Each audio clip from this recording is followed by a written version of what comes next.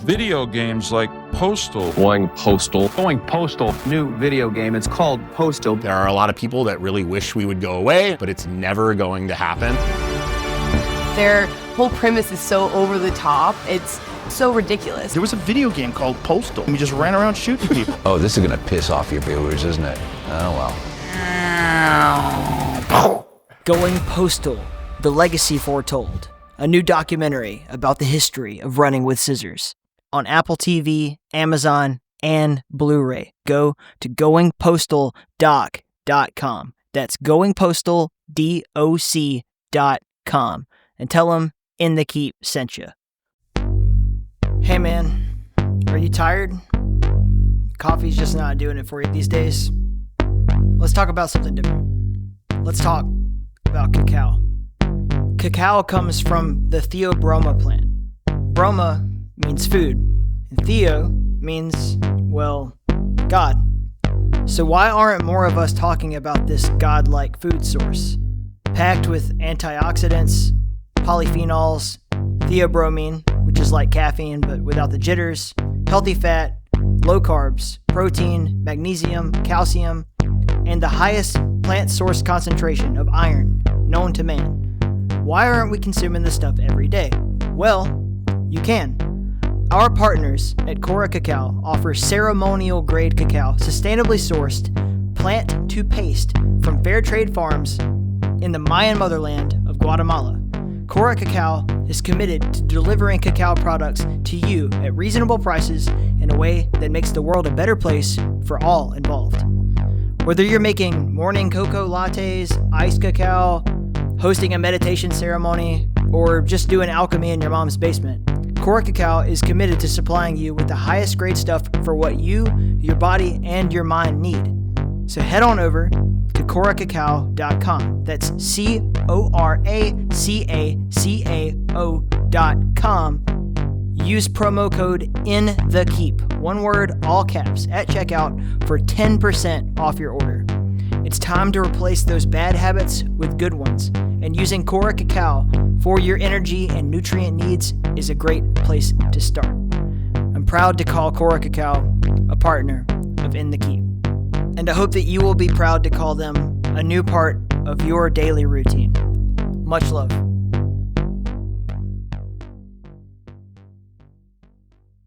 I ween that I hung on the windy tree, hung there for night's full 9. With the spear I was wounded, and I was to Odin myself to myself, on the tree that none may ever know what root beneath it runs. None made me happy with loaf or horn, and there below I looked. I took up the runes, shrieking I took them, and forthwith back I fell. 9 mighty songs I got from the son of Bolthorn, Besla's father, and a drink I got of the goodly mead poured out from the oath-rear. Then began I to thrive and wisdom to get. I grew, and well I was. Each word led me on to another word, each deed to another deed. Runes shalt thou find, and faithful signs to the kings of singers colored, and the mighty gods have made. Full strong the signs, full mighty the signs, that the ruler of gods doth write. Odin for the gods, Dane for the elves, the Dvalvin for the dwarves, Asvith for giants, and all mankind. Knowest how one shall write, knowest how one shall read, knowest how one shall tent, knowest how one makes trial, knowest how one shall ask, knowest how one shall offer, knowest how one shall send, knowest how one shall sacrifice. Better no prayer than too big an offering. By thy getting measure thy gift, better is none than too big a sacrifice. Words of the High One, the All-Father, from the Havamal, Odin, translated by Henry Adams Bellows.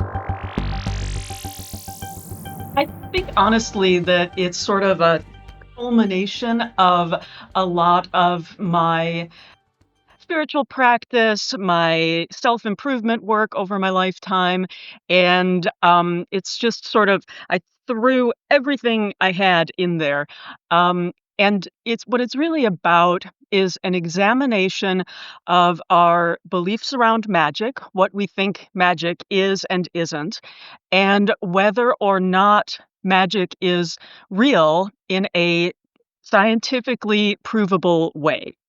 And I examine kind of what parts of magic and magical thinking can be proved, what can't be proved, and sort of what what assumptions we make about magic. So that's generally what it's about. What were your findings? Well, I think that there's a lot of things that if we look at magic in the way that if you define magic as something that you don't put any mechanical effort toward outside of yourself, but something changes. So you change something in the world around you without doing anything physically in order to make that happen, right? Right. Yeah. I think a lot of people will have, if they just do a Google search, they're going to find like Crowley's definition of science and art of causing change with the will, Mhm, yeah, mhm. essentially. But yeah, without physical input. Although I would say that then the like physical rituals do come into play at some point, right? Yeah, I mean, I think that a lot of people, it's a spectrum of what people believe. Some people believe that there are very rigid rules around the tools that you use and the chants that you use and what kind of herbs you use for what.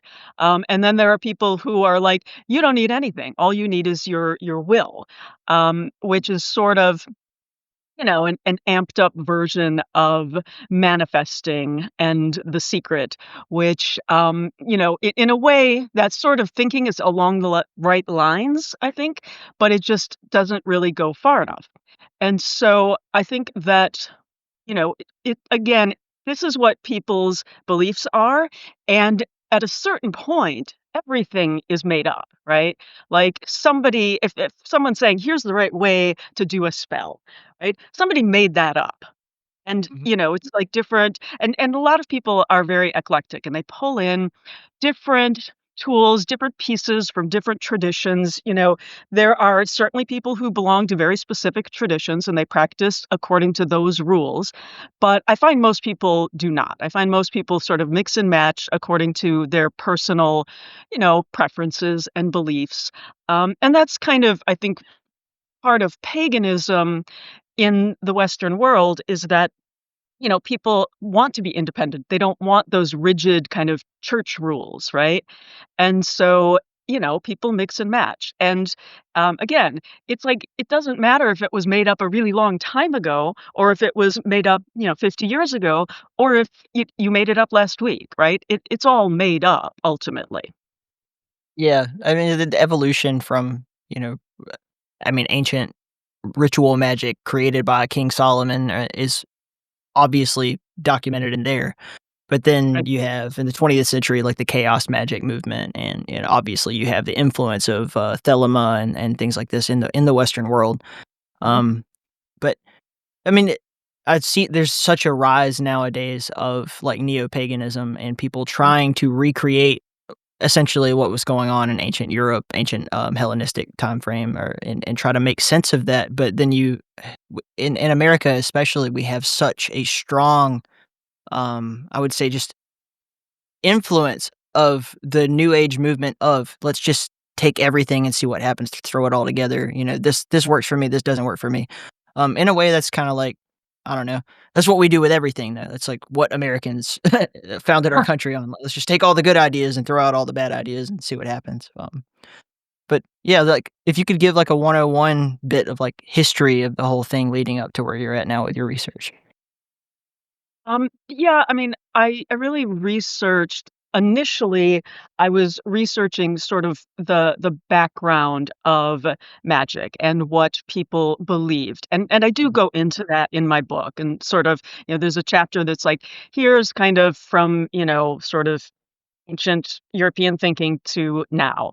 And then I started incorporating some of my other beliefs about what magic is. And, I started to look at things like a lot of people talk about, like energy work, right? Sure. And they talk about grounding and shielding and protect your energy and all of that. And so I really started thinking about that. And it occurred to me, like, say, for example, when you go to a concert, right?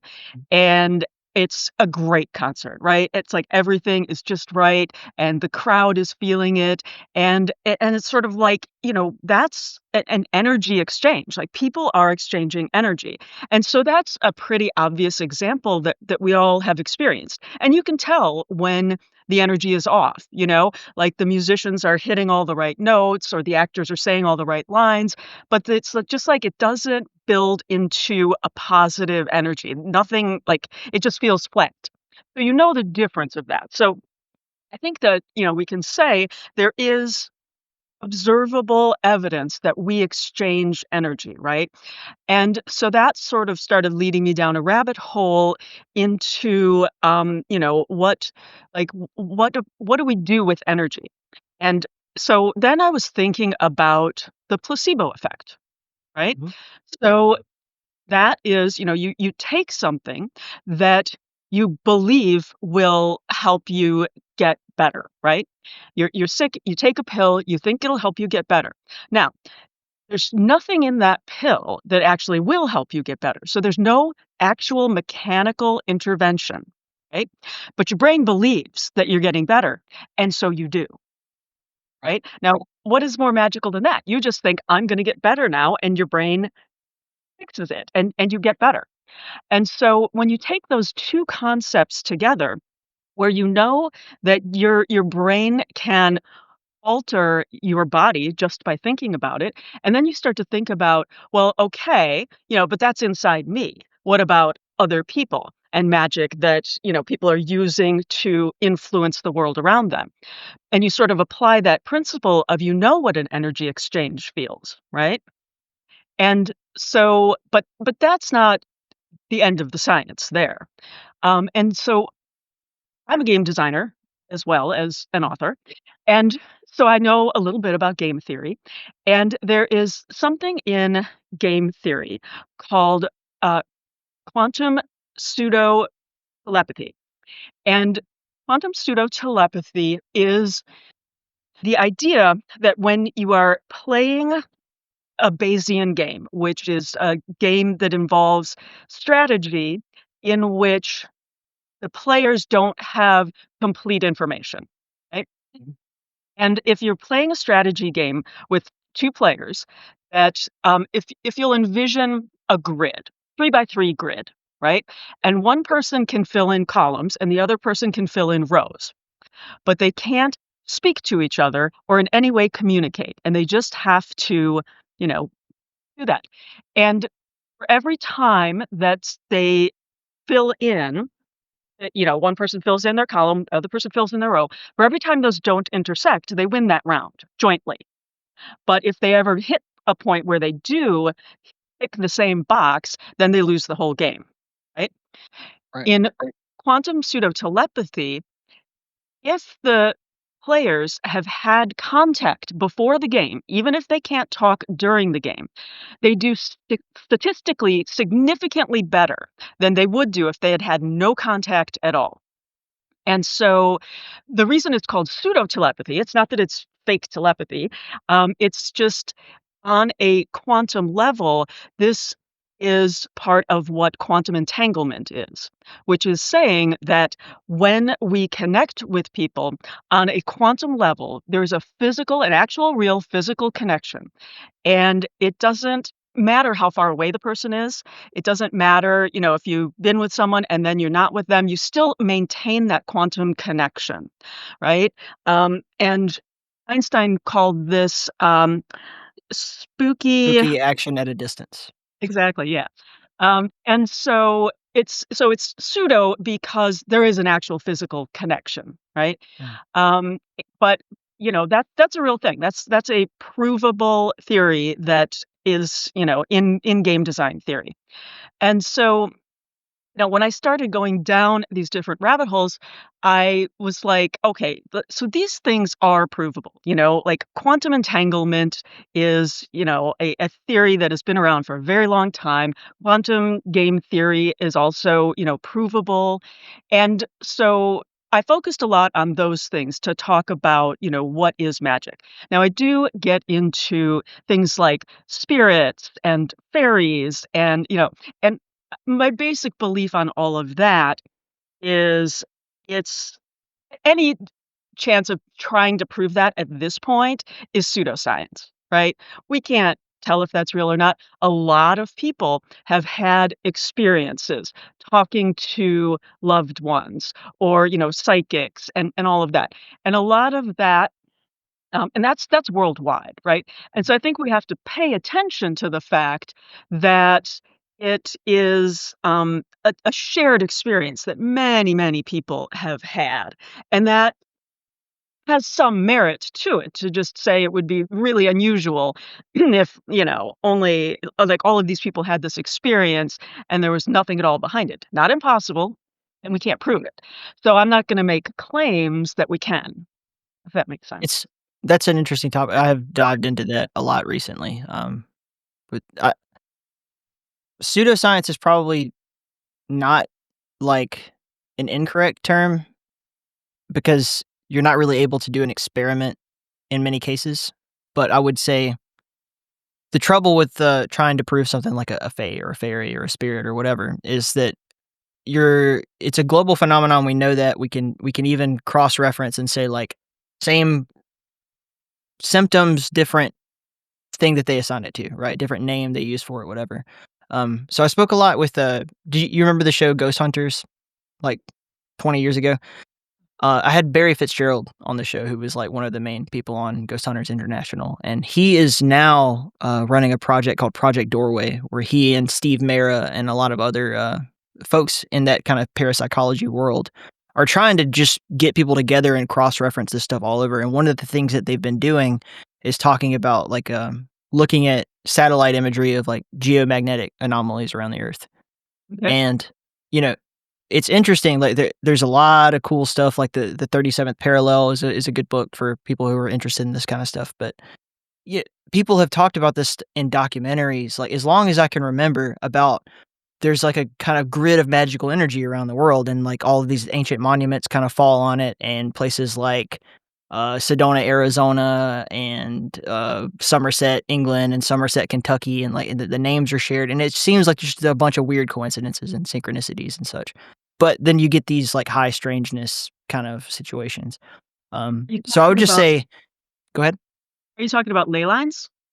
Yeah, sure. I mean, that's the trouble with this stuff is that there's so many different people observing the same phenomena, applying a different name to it, Yeah, and yeah. then it's almost the same problem with government. Like you compartmentalize things, and then the people who are actually seeing the phenomena or doing the research are not communicating with each other.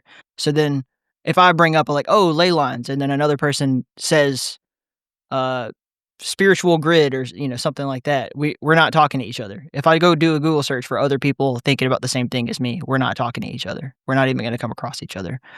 Same thing with a fairy versus a shinigami versus a ghost or a poltergeist. All these different words that get thrown around, but they're all very similar. Like, if you go to Japan and start asking people the right questions, you'll find paranormal phenomena. They just may not call it what you think. So that is interesting. I'm not even arguing with you. I'm just like I'm so fascinated by the entirety of it. Yeah, I Trying to mean, figure I out what think that stuff is. I always wonder about, places that are super haunted. And Mhm. I think, like, why those places? Presumably people have been dying everywhere, right? Mhm. And so, why do those particular places have, more activity than others? And it's the big joke. Like, why do you never see like a ghost who comes from the 1990s, right? Why is it always like this Victorian era kind of, or old timey kind of people? Civil War or yeah. Exactly. So a famous person too. That's every like past life regression. It's like, oh, I was the Queen of Sheba. I'm like, why couldn't you just been the gardener? Or, anything other. Yeah, Yeah, it's yeah. funny, I've done a couple of, like, past life regressions. I was never anybody famous. Uh, one time I was the daughter of a guy who was, like, basically the groundskeeper for a rich family. And so we were, like, servant class. Another time, I was just like a housewife, right? And so, I thought that was really interesting, but what I found most interesting about it is the person who did it basically, did a recording, like, channeled whatever she was channeling and did a recording and sent it to me, and she really nailed some of my personality traits, like, in sort of the behaviors of these 2 past people. It was like, "Oh, that's why I have this toxic behavior," or that, or why I this is, my love language or whatever it was. And so that kind of thing is always surprising to me, and of course, I've had readings, where, it's been like, "Oh, this particular person is here," and it ends up sounding very much like my father, and they're wildly accurate. And so and of course, I've had very generalized readings as well, where it's just like, yeah, that could apply to anybody. And so I do wonder about, the accuracy of some of it, and some of it is, like, random stuff that I didn't know yet. And so I'd be like, "That doesn't really resonate with me." And then later, a day or a week later, I'd find out that, like one time it was this person who had come through with this very strange name, and I was like, "I have no idea, never heard of this person. I don't know what you're talking about."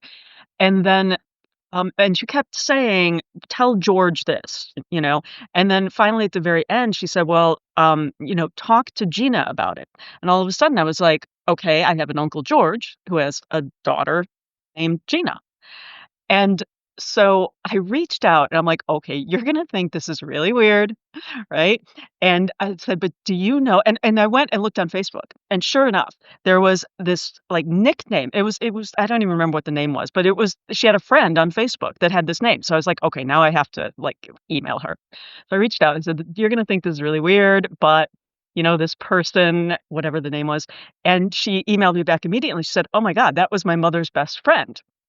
And she passed away, and I sort of described the exchange and how this person was kind of pushy and, like, all of this stuff, and she said, "Yep, yep, that's exactly her." And so and I before I went and looked on her Facebook page, I had no idea this other person even had existed, right? So that's kind of weird, and I don't know how you would have even if you had looked me up on Facebook, done an extensive search, that would be a pretty big reach. Yeah. That is very compelling, and then I think that, if you talk to a I don't know, a Catholic priest or something, they would say, "Well, of course they're gonna lie to you, and they know things about you that you wouldn't know because they're watching you all the time," and all that sort of thing. It's very scary, but so, like, you said you've done, like, readings and past life regressions and such things, like, how do you go about navigating that space and knowing what is dangerous versus what isn't dangerous? As far as getting readings, Sure. um, I don't yeah, I don't think I really consider it dangerous. Mhm. Um, I think that, it's like any other kind of divination to me, and I love divination. I've got a pendulum, I've got oracle cards. I don't like tarot very much, but that's just a personal thing. What's Um, the difference for the people listening, like, between tarot and oracle cards? so tarot is a specific, type of it has, like, all the same categories, basically. It's got the major arcana, which are figures and different characters, and it's got the minor arcana, which is like cups and wands, and I don't remember the others. But it's always the same, right? It's always the same deck, no matter what artwork you put on it. And it has a very specific way of being read and interpreted. Oracle cards are there's no one type of oracle card, right? It's based on and again, people make them up. It's based on whatever theme a person wants to do. It can be, gemstones or herbs. I've got my one that I usually do, which is called the Enchanted Map, and it's just a bunch of stuff that this person made up. And so you pull the cards, and in tarot, there's always a spread. And the spread means that you have to put the cards out in a specific way. And then each card, in the order that you pull them, refers to something different. Like one card will maybe refer to your past, and another will refer to your current situation. Another one will be about how you're feeling about your current situation, and another will be about the future or danger that's coming, or with an oracle card, it's more based on sort of the meaning of the cards themselves. And you can do them in a spread if you so choose, but you don't have to. Um, and so, as I was saying about any kind of divination, I think that in a lot of ways, it doesn't matter if it's true, because it is sort of a back door into your own subconscious, right? Like if you're thinking too hard about a problem, you can't figure it out. And this is sort of like, here's what you really think, you know? And they say that, like, if you flip a coin, pay attention to like that split second of what you hope it will be before you actually see what it ends up being, heads or tails. And then you know what you really think about it, right? There's like a second where you're like rooting for one or the Yeah, other. what you want versus Yeah. yeah, I totally agree with you. It's interesting with tarot, oracle cards, or whatever. I always find it interesting that kind of what people walk into a tarot reading the same way that they walk into a therapist, where they think they want someone else to tell them the answers to their problems. And realistically, actually, I feel like if you're walking into any person who's divining anything for you and they start telling you what to think, they're probably not going to be very helpful. Like you are just going to be presented with all these different questions. So you see a card, whatever that happens to be, and your question to yourself is, what does that mean to me right now? What do I make of this? And then you go think about that, and then eventually you know the truth. But you could do this. I could do the same thing with a regular deck of cards, or going out and doing nature magic. Like, here's the leaves in the grass, tea leaf, whatever it is. The idea is to bring something forth from your own soul, your own consciousness that you solve for yourself, Yeah. hopefully. I Yeah. mean, there are as many different kinds of divination as there are things, basically. You can throw the bones. You can do bibliomancy, where you open up your book to a page and check the eighth line down. My And my favorite one to do with people when they're having a problem, like creatively, is like grab a random book off the shelf, open up any page, read the first thing that you see, and then what does that mean to you? It's the same thing. right. Yeah. And I think that used to be like, it used to be very difficult to Mm. get books. It was expensive and difficult, and they were hard to make.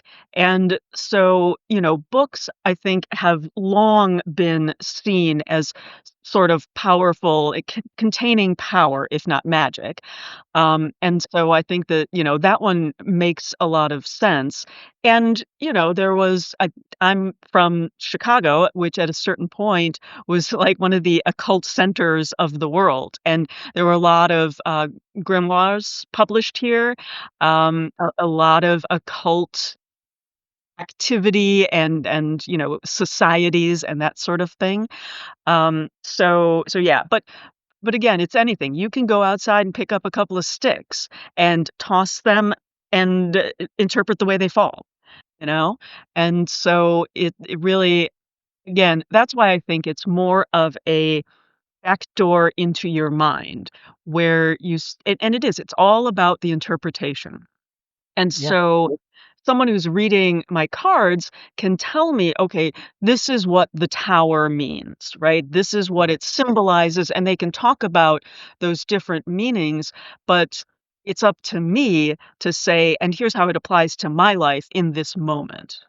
You're listening to KEEP in the Keep. Please take a moment to tell at least one other person how much you enjoy the show. That's right. Grab that link and send it to that buddy you're thinking of who you know would be interested in what we're talking about right now. Maybe post it somewhere. I know it seems scary, but you can do it. I believe in you. Don't hesitate to leave a comment and a 5-star review, a like, wherever you're listening. And if you want, Patreon supporters for this show get episodes early, access to our secret Discord channel, chances to suggest questions to our guests, our games, and whatever else I can do for you. Every little bit helps. This podcast directly supports my ability to do what I love and take care of my growing family. The link is in the show notes. Thank you, bless you, stay in the keep.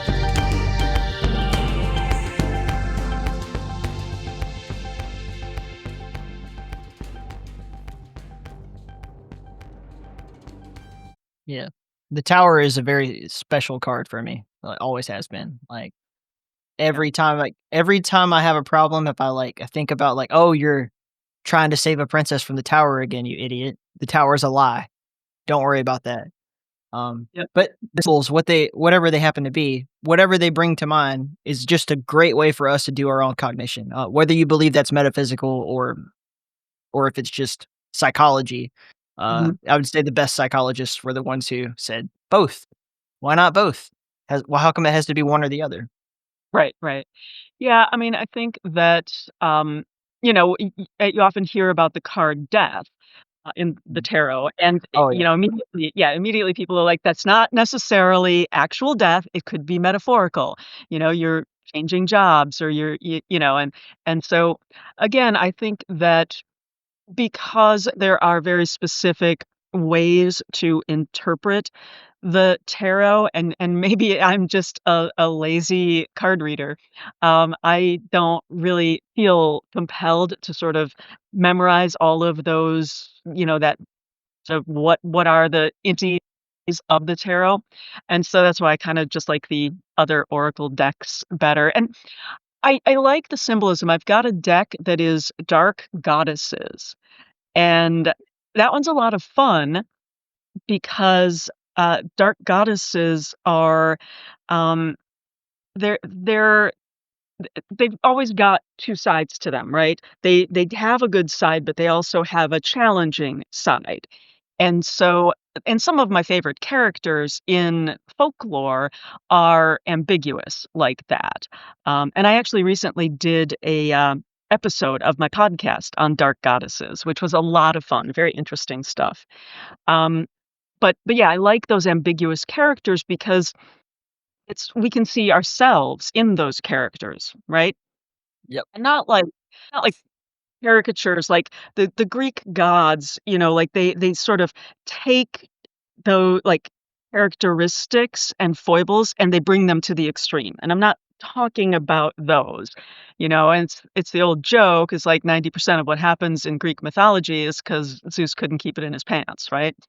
Yep. Um, but I think that characters like Baba Yaga, for example, um, who is a witch. She's Russian folklore, and she has a house that walks around on big chicken legs, right? And she rides around in a mortar and pestle.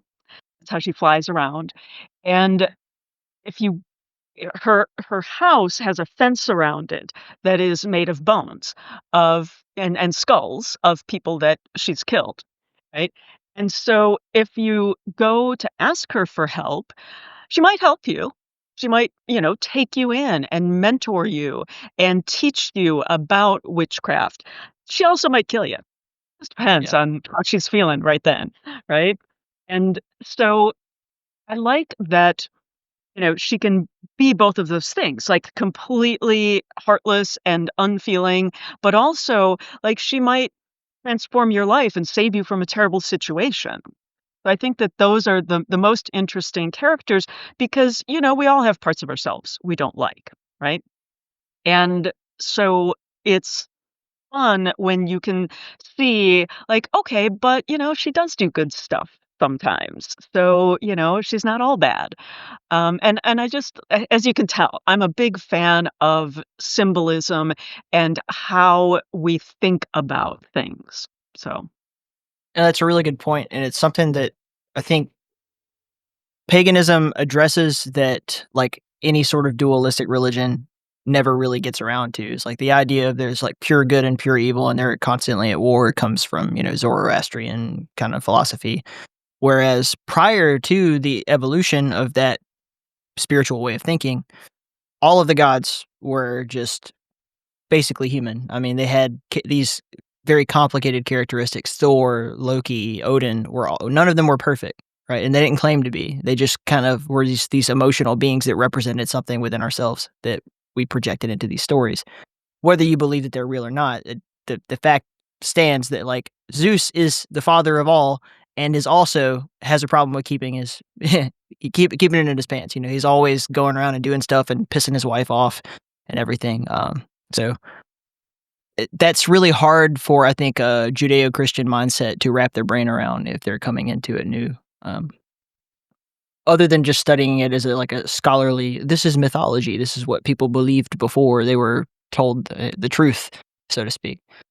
yeah, I mean, as a folklorist, like to me, folklore is neutral. It doesn't matter if it's true or not, right? It just matters that people believe it or continue to tell the stories or continue to engage in the practices, right? And I define folklore very broadly. When I think about folklore, it is a shared set of beliefs or behaviors amongst a group of people, right? Mhm. And the group can be two people, or it can be an entire community, or it can be a country, or it can be worldwide. It's just, what do you believe? What practices do you engage in?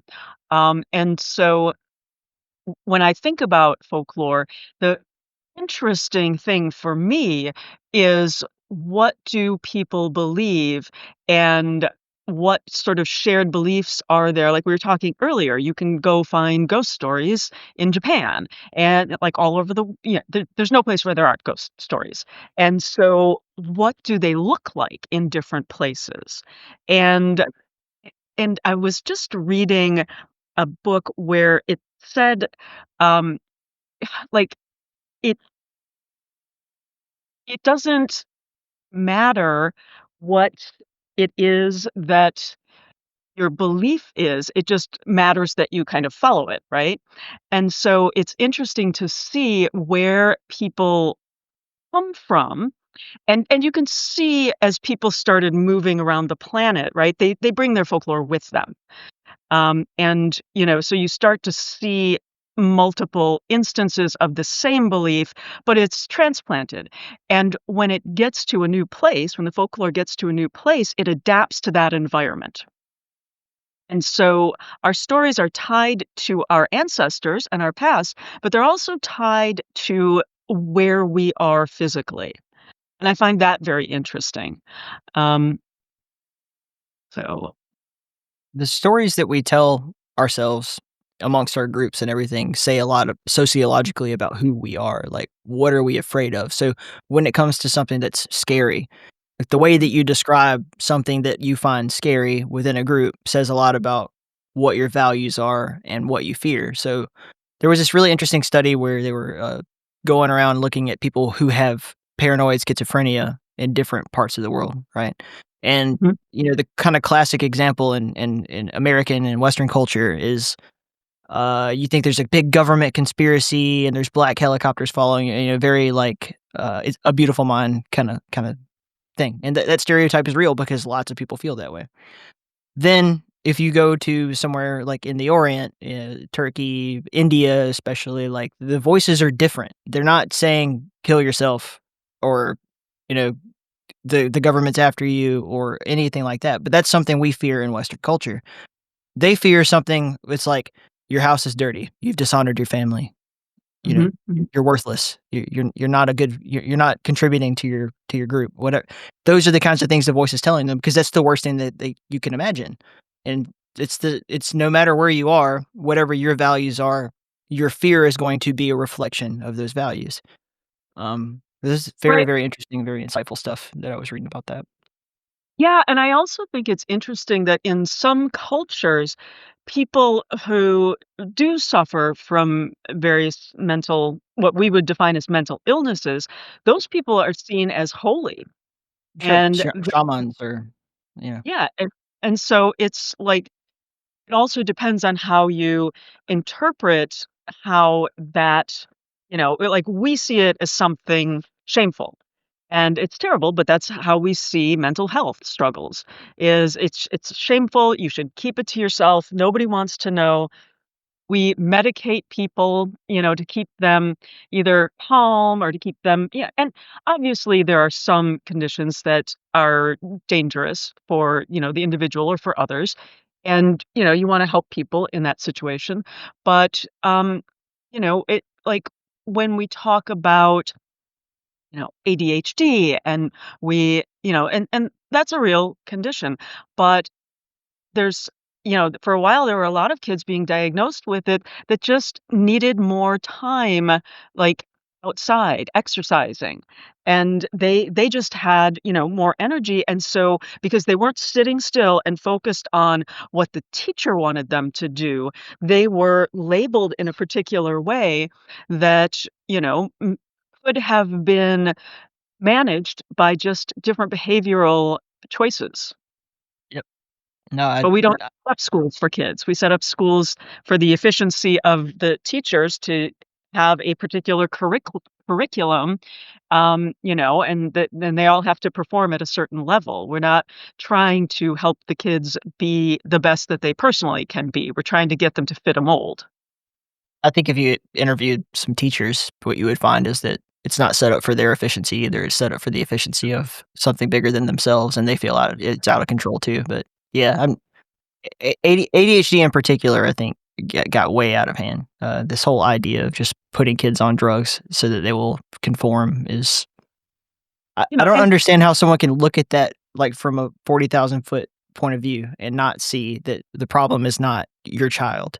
The right. problem is the situation your child is in. But And, that's just my God bless people that are still going into teaching, right? yeah. You gotta love them because I mean, it doesn't pay well.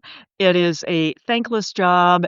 It is, the budgeting is such that they can't get what they really need, and they're often supplementing it with their own money. It's just a really hard thing to do. And then you've got all of these rules imposed on you where you're right, the teachers their hands are tied in a lot of ways, and so, that's a rough job. Well, my brother is a high school teacher, and I spent 6 years in the Air Force, and I think he has it worse than I ever did, like, to be honest with you. As far as just, like, feeling safe and in control of your environment and all that kinda stuff, it's a rough job. Being a teacher is hard. Being Yeah, a public school teacher is, like, as hard as it gets because you're just kinda thrown to the wolves and you're held to all of these crazy expectations. They don't even get in the Air Force, they give you a gun. You're like, yeah, "Yeah, you right. can defend yourself." Yeah. Um, Yeah, and I mean, honestly, like, it's such a different environment than when I went to school. Like, there were no, mass shootings, there were like, the kids are getting trained for that now, and yep. so, putting that very real fear into them. But, for the vast majority of kids that it never happens to, they still get handed that fear.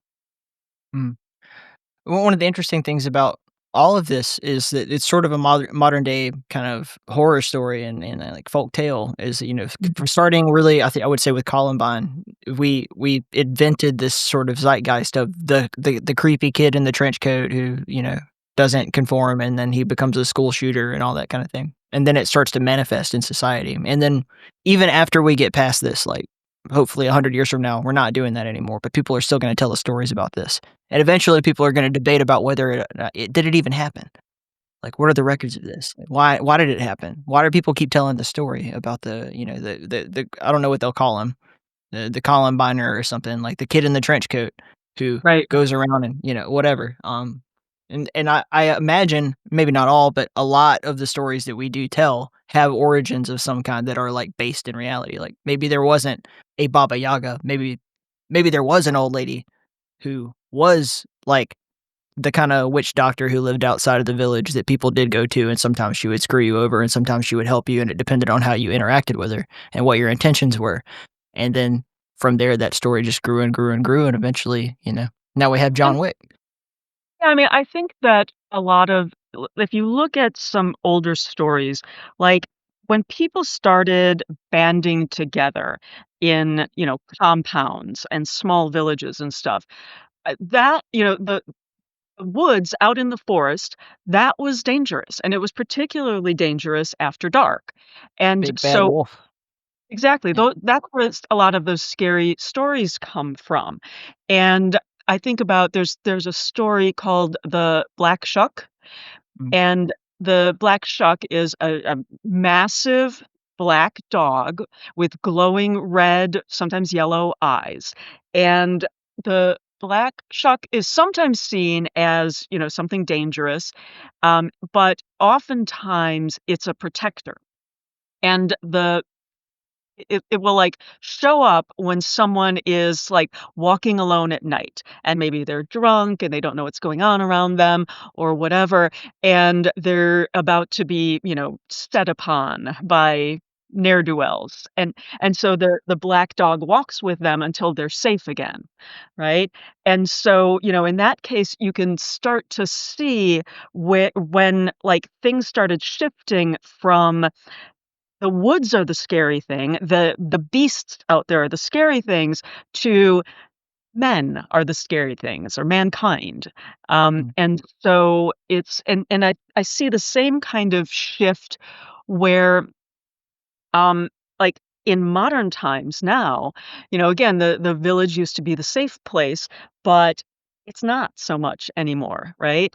And so when you start to see urban legends, it's like the monsters are in the cities now, right? And so because it's dangerous to be out oftentimes in cities, and you're set upon by someone who is gonna mug you or whatever.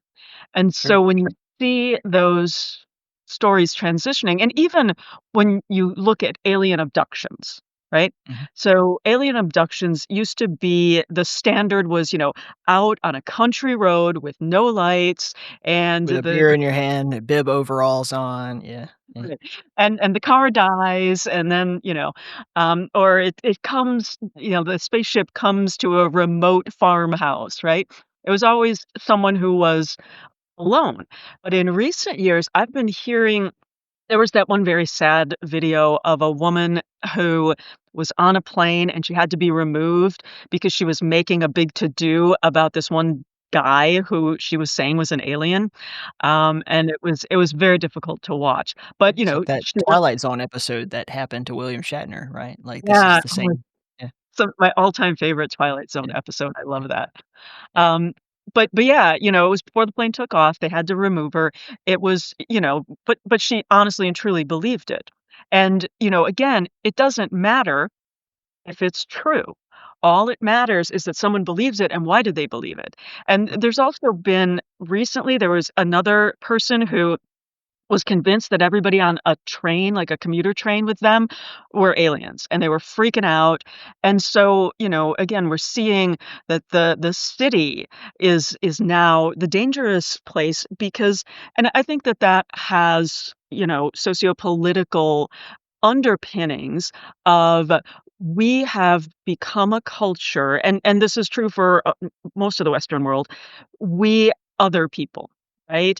You're one side of the political spectrum or the other, and you hate the other side, right? And so, we throw insults, we talk about the people on the other side, and it's, and you talk about, people, you don't call them, immigrants, you call them illegals, right? And it's, when you start to dehumanize people, right, then the monster is us, right? And so it makes sense to me that we would be seeing monsters in other people around us because that's, metaphorically, that's what we're doing anyway. Have you seen the movie Borat ever? No, I have not.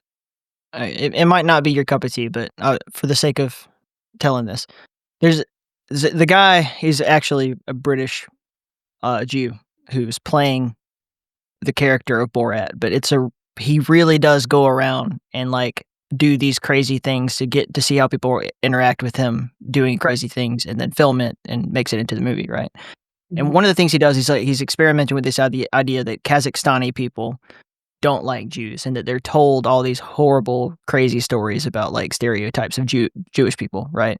So he goes to a synagogue dressed as a Jew, and in this case, it's like he's got a carrot tied to his nose and long fingernails and a weird hat and all these really ridiculous stereotypes. Walks into the place, and then he has all this like he's projecting every stereotype that you would hear, and then like this old Jewish woman who's like a literal Holocaust survivor just like calmly sits him down, and she's like, "Hey, look, I'm not like that. I don't have a long nose. Why are you afraid of me?"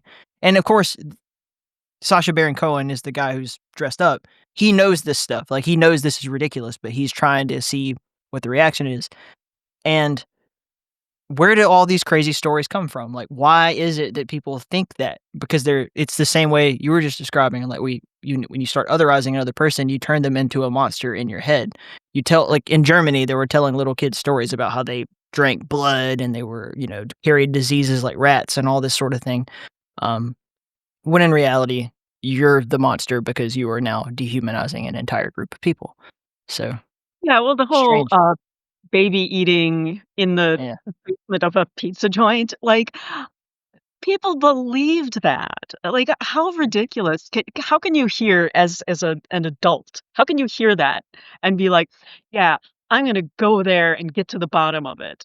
Like, The problem is that, you know, that story in and of itself, like Pizzagate or, the succulent hot dogs, like, of course, we're never gonna prove that, and it's probably not true.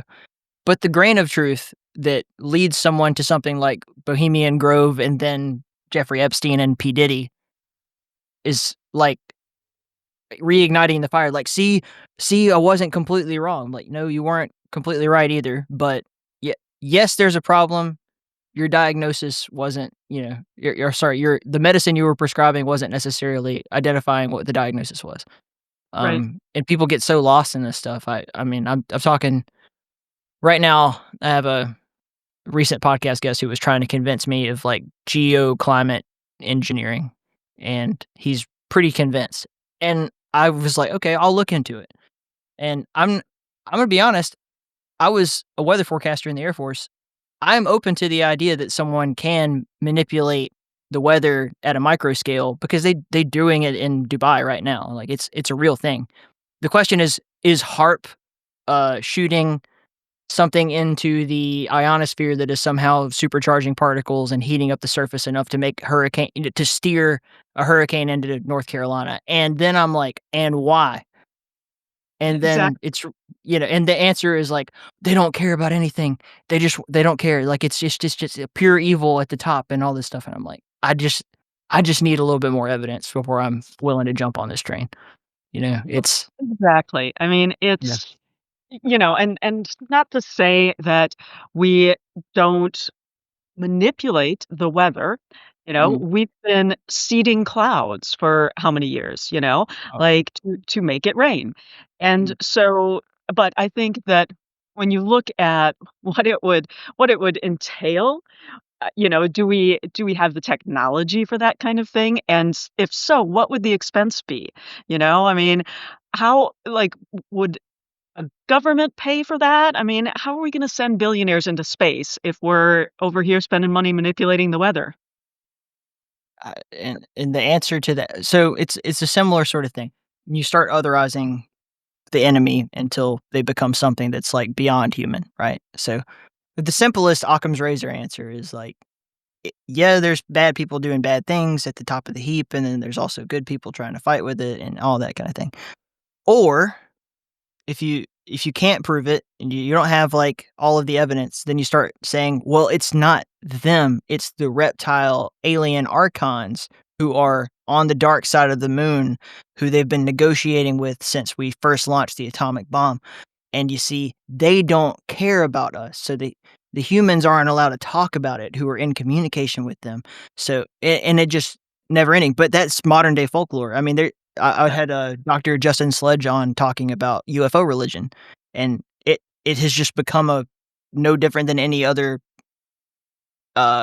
mythos that's ever existed, where we're trying to explain something we are observing, and what we are observing is real. There is chaos in the world. There are crazy superstorms.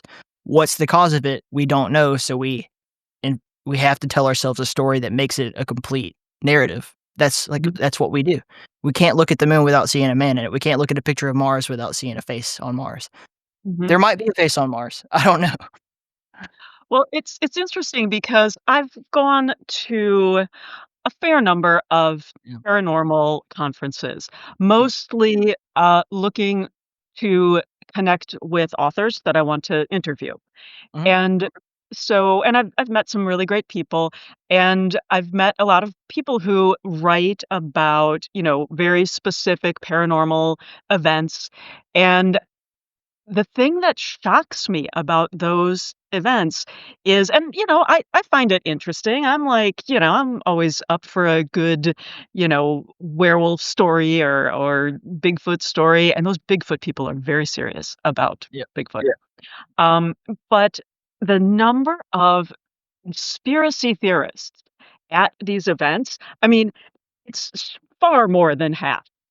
And they're just like drawn to the paranormal. And I wouldn't have thought that. But now that you're talking, it's like, yeah, I see that connection of, where when you have to have an answer, you'll at some point tell yourself anything, right?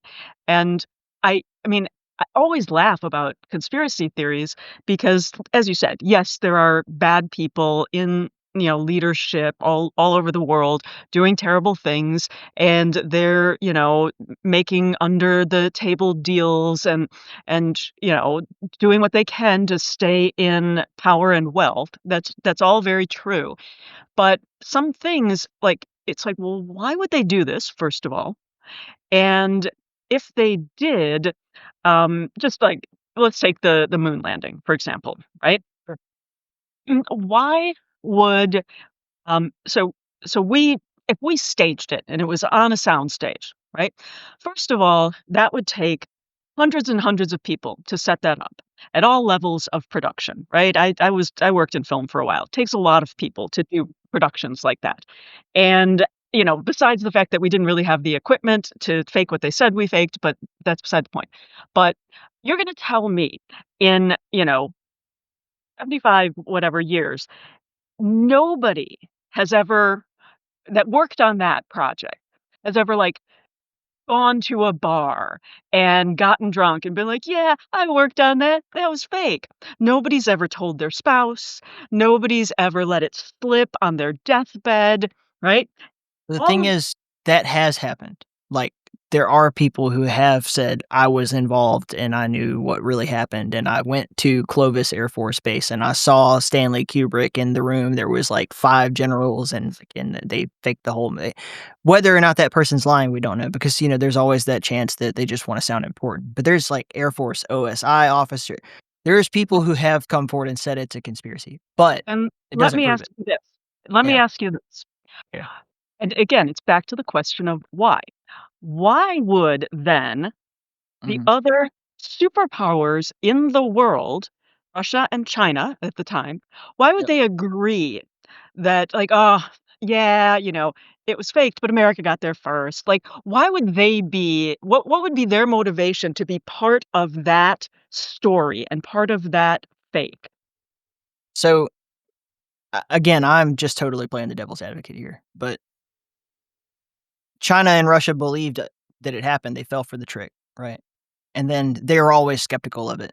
Recently, there was this big AI conference where they were analyzing the recent Chinese missions to the moon versus the videos that were provided by the United States, which certain people truly believe was filmed in New Mexico and can point at the things that make them think that. The image analysis of this AI was like saying essentially like if this is the real thing, that this cannot possibly also be the real thing. And Vladimir Putin was standing there and he was like nodding like, yeah, I knew it. I knew they lied. I knew it. The other argument is that they're also in contact with the reptile aliens, and they're also afraid of them, and they're also trying to maintain whatever they need to do to establish global control. I'm more on your side of this argument, where I think like it seems like a lot, but then again, it is a lot to do a film, set. It is a lot to make that happen, but is it cost effectively more or less than actually putting people on the moon? And there's I would say it's a more than 0% chance that we haven't had people on the moon. I'm not saying it's 100%. I'm not even saying it's 2%, but it's just somewhere more than 0. There's reasons to doubt it. Is where that comes from. And then reasons to doubt don't necessarily equate to I have definitive proof that we didn't do it. That's where I get really, really tired of those people. As much fun as it can be. Yeah, I mean, sure, I understand why people are like, "Oh, here are all the reasons why it would have made sense to do that." I think that, you know, there are also a lot of people who were like, "Hey, I worked on the space program," and there's a lot more of those people than there are of people that I worked on the movie set, right? Right. And so But they wouldn't let the people in the space program know what they were doing, right? That's part of the not in conspiracy. every case, Yeah. certainly. I met a guy at a nursing home about, 15 plus years ago, Mhm. and he was like, "I worked on Sputnik." And he was telling me all about it in great detail, and it was really fascinating stuff.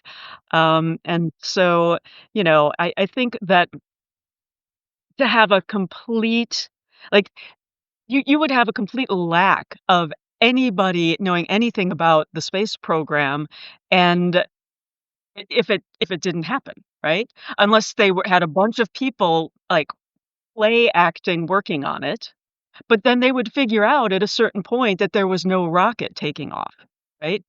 And then it's like, well, okay, like, people go watch rocket launches, Yep. so did people go watch that rocket launch? Presumably they did, right?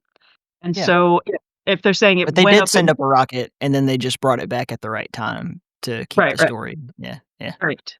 Um, no, my number one argument with the whole climate engineering thing is like, I sat in a fucking room with a bunch of people watching the weather all day, every day, monitoring every observation, every storm, everything across the entirety of North and South America for years.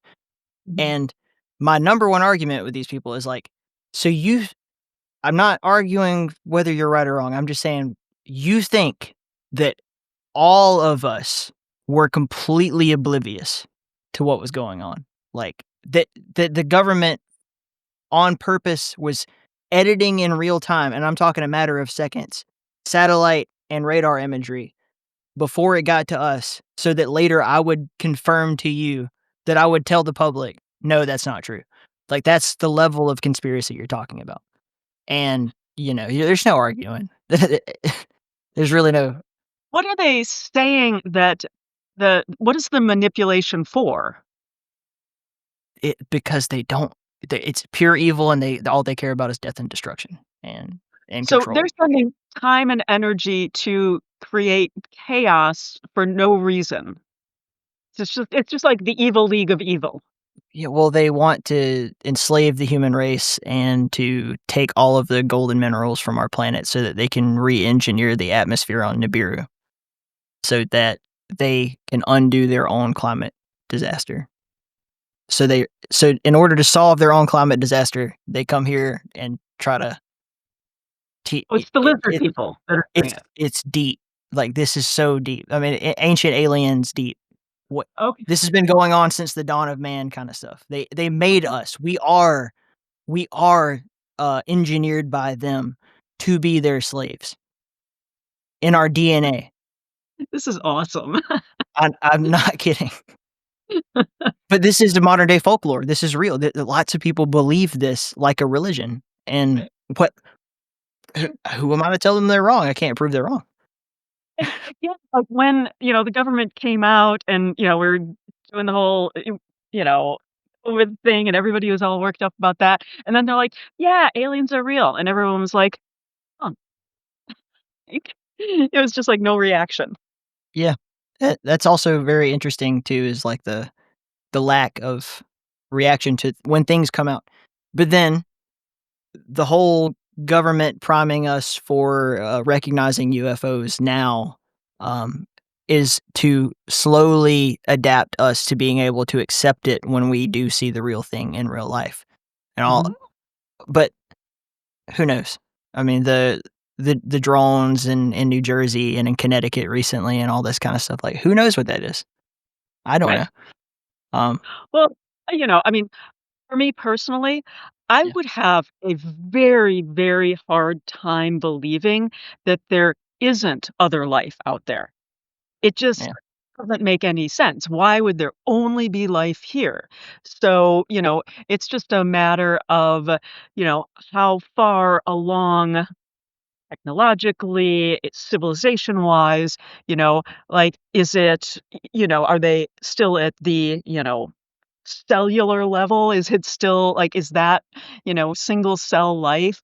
Or, is it massive advanced civilization, right?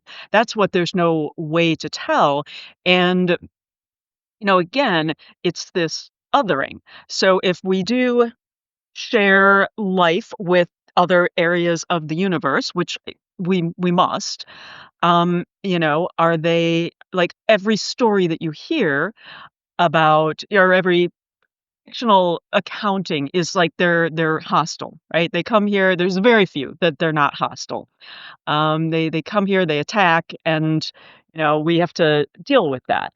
And again, it's why people are afraid of like people coming into the country. It's like they're just people, like they're in most cases they're very vulnerable people. And so, to be afraid of them it's very telling on how we feel about other people and the stories we tell about other people. And I think that, being afraid of aliens and telling stories that they're manipulating and controlling us is just an extension of being afraid of other. I mean, let's get back to on the same while staying on the same topic, like talking about European paganism, and then as the Romans spread Christianity throughout the nation, they encounter people who have completely different beliefs than they do. Ironically, not that far removed from what they just believed right before this. And then you have the othering of anybody who wasn't a Christian, and that word is heathen and pagan. Like, they just throw in these words around and saying like, oh, they're a witch, they're evil because they're doing these things that we claim is wrong. And if they're interacting with something that isn't the God that we say that they should interact with, it's a demon. And if they claim to interact with the Virgin Mary or the Archangel Michael, and they don't check off every box that we say they ought to, then they're actually talking to a demon that's lying to them. It's exactly the same sort of conspiratorial othering that you see. Well, now, interestingly, when the Christian church first started, the big takeover, Right. they initially would adapt to pagan beliefs, right? Right. And Christmas, and so Easter. yeah, and that's why they like, the church stole these pa no, it wasn't like that at all. They didn't steal any pagan celebrations. I mean, even like the wheel of the year where we talk about, the solstices and the equinoxes are obviously natural events that happen, but the other 4 holidays in the wheel of the year were made up in like the 40s or 50s, right? A couple of British dudes made those up. Right. Um, and but anyway, when the church was taking over, they, people like their harvest fest, right? It's celebratory. They're the bulk of the work for, farming is done for the year, or, they've slaughtered they've got their meat, and they're safe or living through the winter, right? And so people had these massive celebrations. Well, the church came in and saw that, and they went, "We've got to replace that with something that is just as much fun." And that's why a lot of those holidays line up, like the holidays that have to do with the actual, like, year, and actual, when spring comes and growth starts again. People celebrated because they lived through the winter, right? And so, and again, it's so telling to me. So Easter, right? It's, Jesus resurrecting, right? Mm. Which is the perfect metaphor for the growth in the land coming. Like, it's been dead all winter. It's been, under the ground, buried under the snow, and then it comes back to life, right? And so that's a perfect story for a springtime event, because it says, here's how we can think about regeneration and rejuvenation that isn't the exact same as what those 30 pagans were celebrating, right?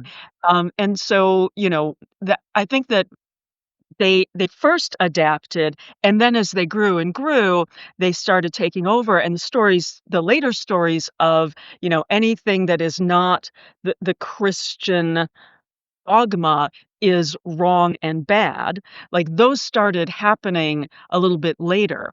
And it was sort of a more centralized decision, and so, like, that some of the people who were, like, way off in, like, some little village, like, those pagan beliefs, you still got, like, holy springs that were, a pagan belief, and that they still believe that that's a holy spring.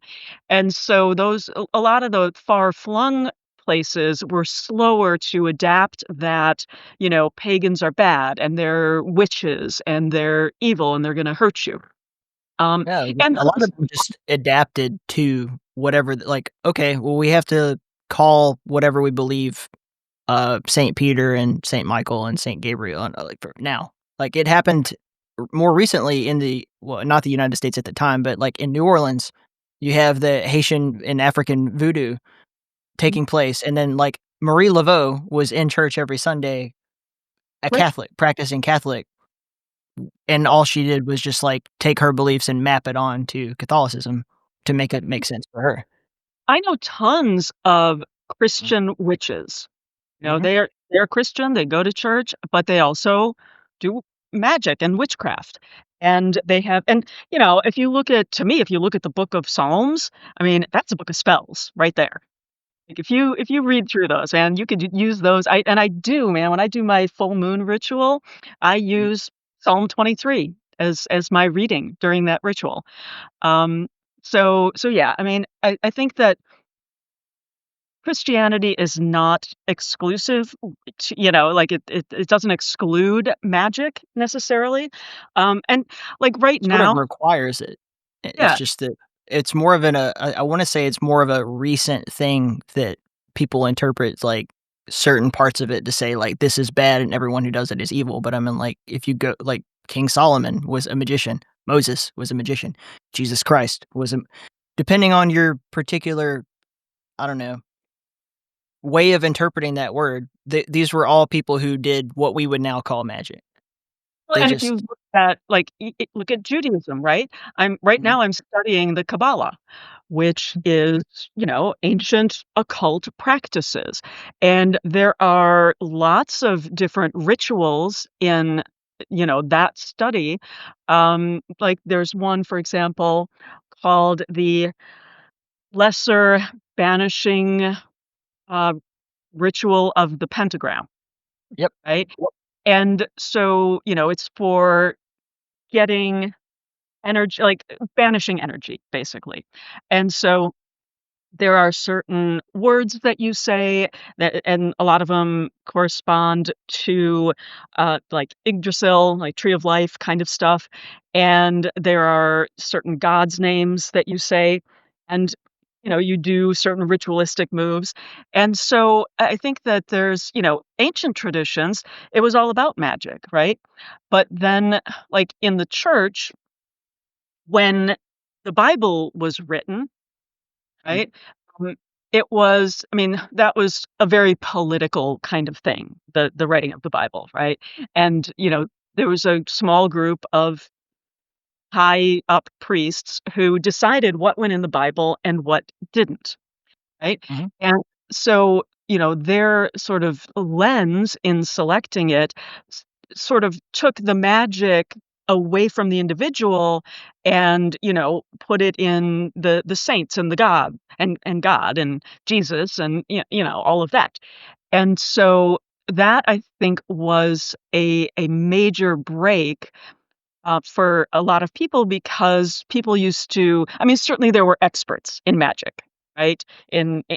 Ancient times, there were, cunning folk, there was the local healer, there was the person that you'd go to for that love spell, you know, but a lot of people also owned their own magic, right? Like any sort of good luck charms, any apotropaic magic was done by the individual, right? You would, craft your own dolly out of corn, right? Or, corn shucks.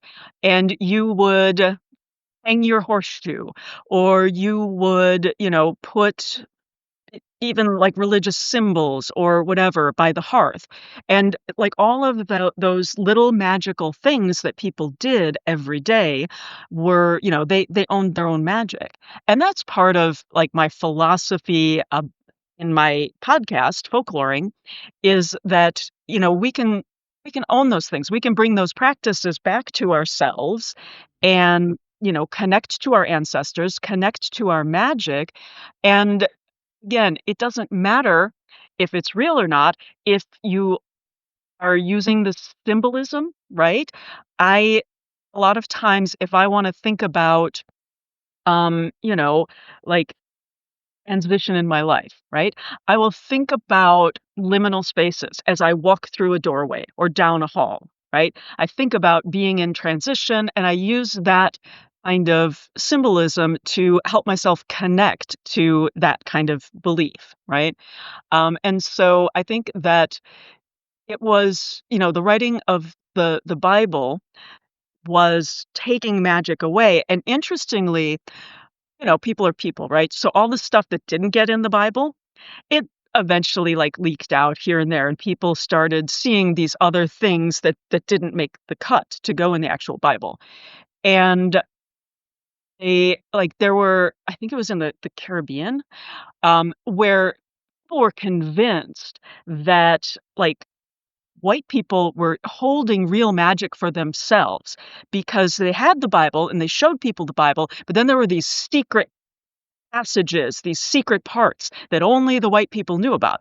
Well, of course, it wasn't really that. It was just that those parts didn't make the cut for whatever, political reasons that there were. And yeah, I mean, there was a very big fear at a certain point that, like, there was powerful magic that people couldn't get to. Well, there in many cases there was reason to believe that conspiracy. I mean, you had secret societies that did maintain these traditions, these books, whatever, like the Freemasons for sure, the Knights of Templar, the Rosicrucians. They all like kept a secret, like the access that they would have to certain things, whether they made it up or not, is just reason to point out and say like these people seem to know shit we don't. Well, Um, I'm not saying that that didn't exist because it certainly did. I'm just saying that's not the truth about what happened with the Bible. For sure, yeah. The Council of Nicaea, many other parts. People always bring up that one event, but it was like there were lots of these Mhm. mass meetings amongst the reason why the Orthodox Church was like, we don't want anything to do with you Catholics anymore, is because they were doing stuff like that. And they're like, no, we're gonna stick with our stuff over here.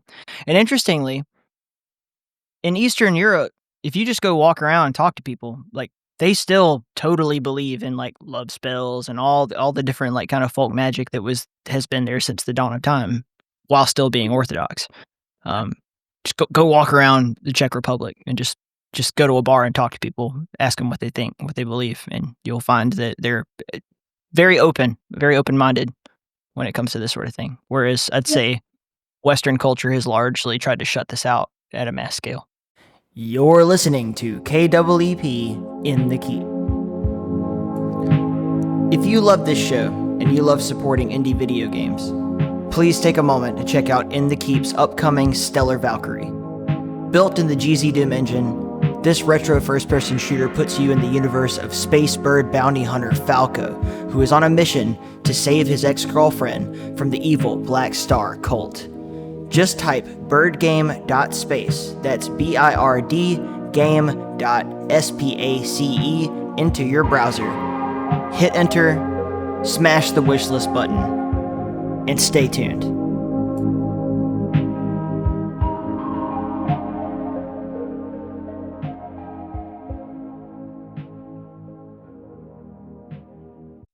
Largely, but I think, if you look at, like, the UK, right? Like, there are, it's like, you throw a rock and you're gonna hit some sort of festival, right?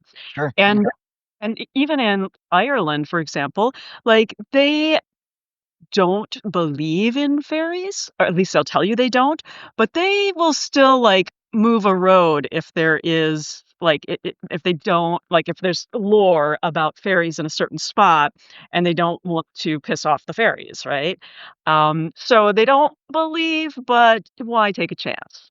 Yeah, it's the same as, like, there's no such thing as an atheist on his deathbed or in a foxhole or whatever, but it's like, you say you don't believe in this, and yet you'll literally move mountains to avoid dealing with the possibility that that may be true. You take someone who's like, "I don't believe in ghosts," and put them in a haunted house and tell them to stay the night, and everything they hear.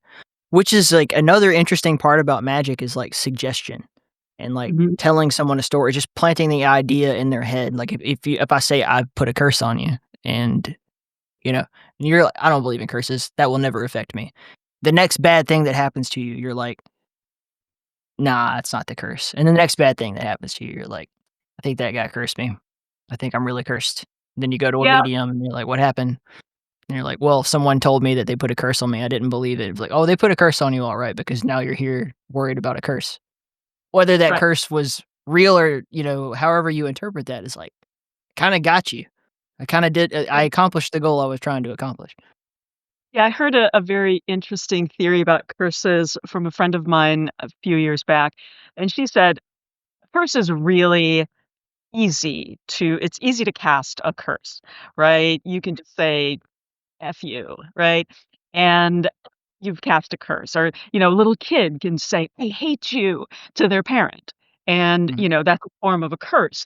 But the person that the curse has been cast against is the one that has to feed it. Right? Yep. Like, a curse takes you have to give it energy in order for it to continue on and continue affecting you.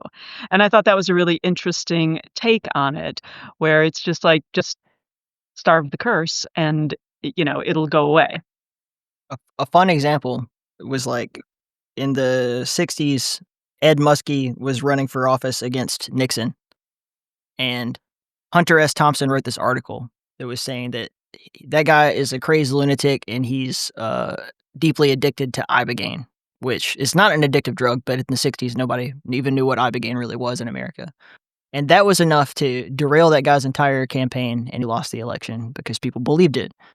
And it's like, he just made up. Thompson later actually talked about this. He's like, yeah, there was a rumor going around that he was addicted to ibogaine, and I started that rumor. Mm. And in a way, he's like, he put a massive, just hysterical hex on this dude that ruined his campaign just by saying some words.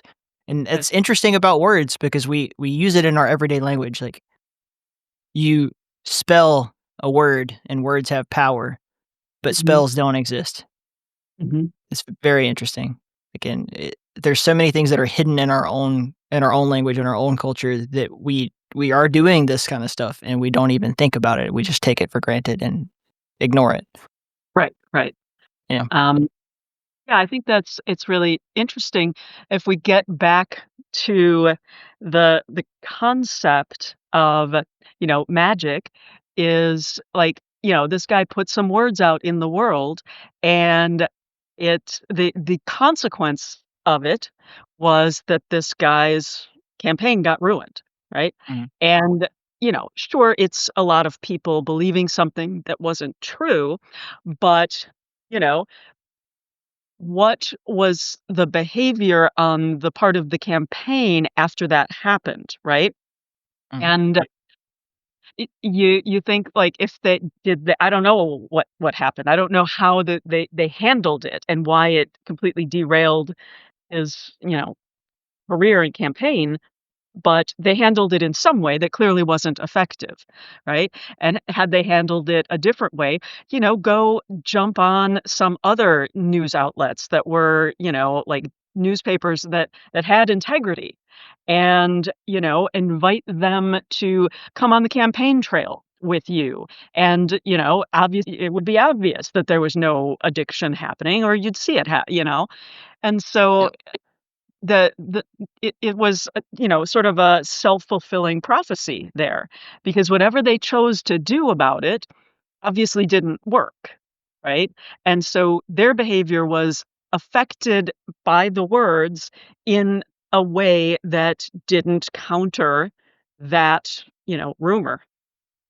Even today, it happens all the time where you just have to go on Twitter and say, I think Tom Hanks is a pedophile, and then write a little article about it on a weird, obscure website. And then before you know it, it's caught on like wildfire, and people are literally having these deep discussions about whether or not Tom Hanks is a pedophile, or insert name of person here. Because you just throw something like anything at all that you want to say about someone that is taboo enough to cause people to be like, well, that sounds unlikely, but I think the nature of the accusation warrants investigation. Mhm. And it can take a long time or never before someone recovers from that.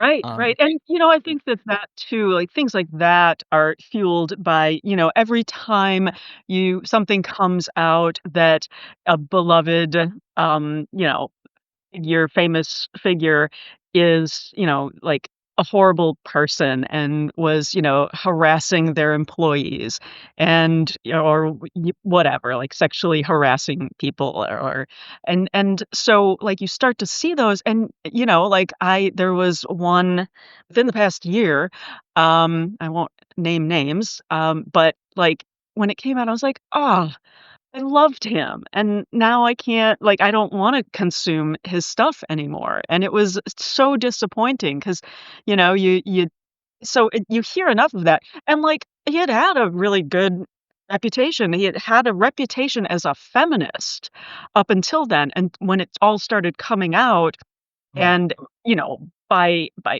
all accounts, it really was. I mean, he really did do some terrible stuff, and I was like, "Oh," like, "Really?"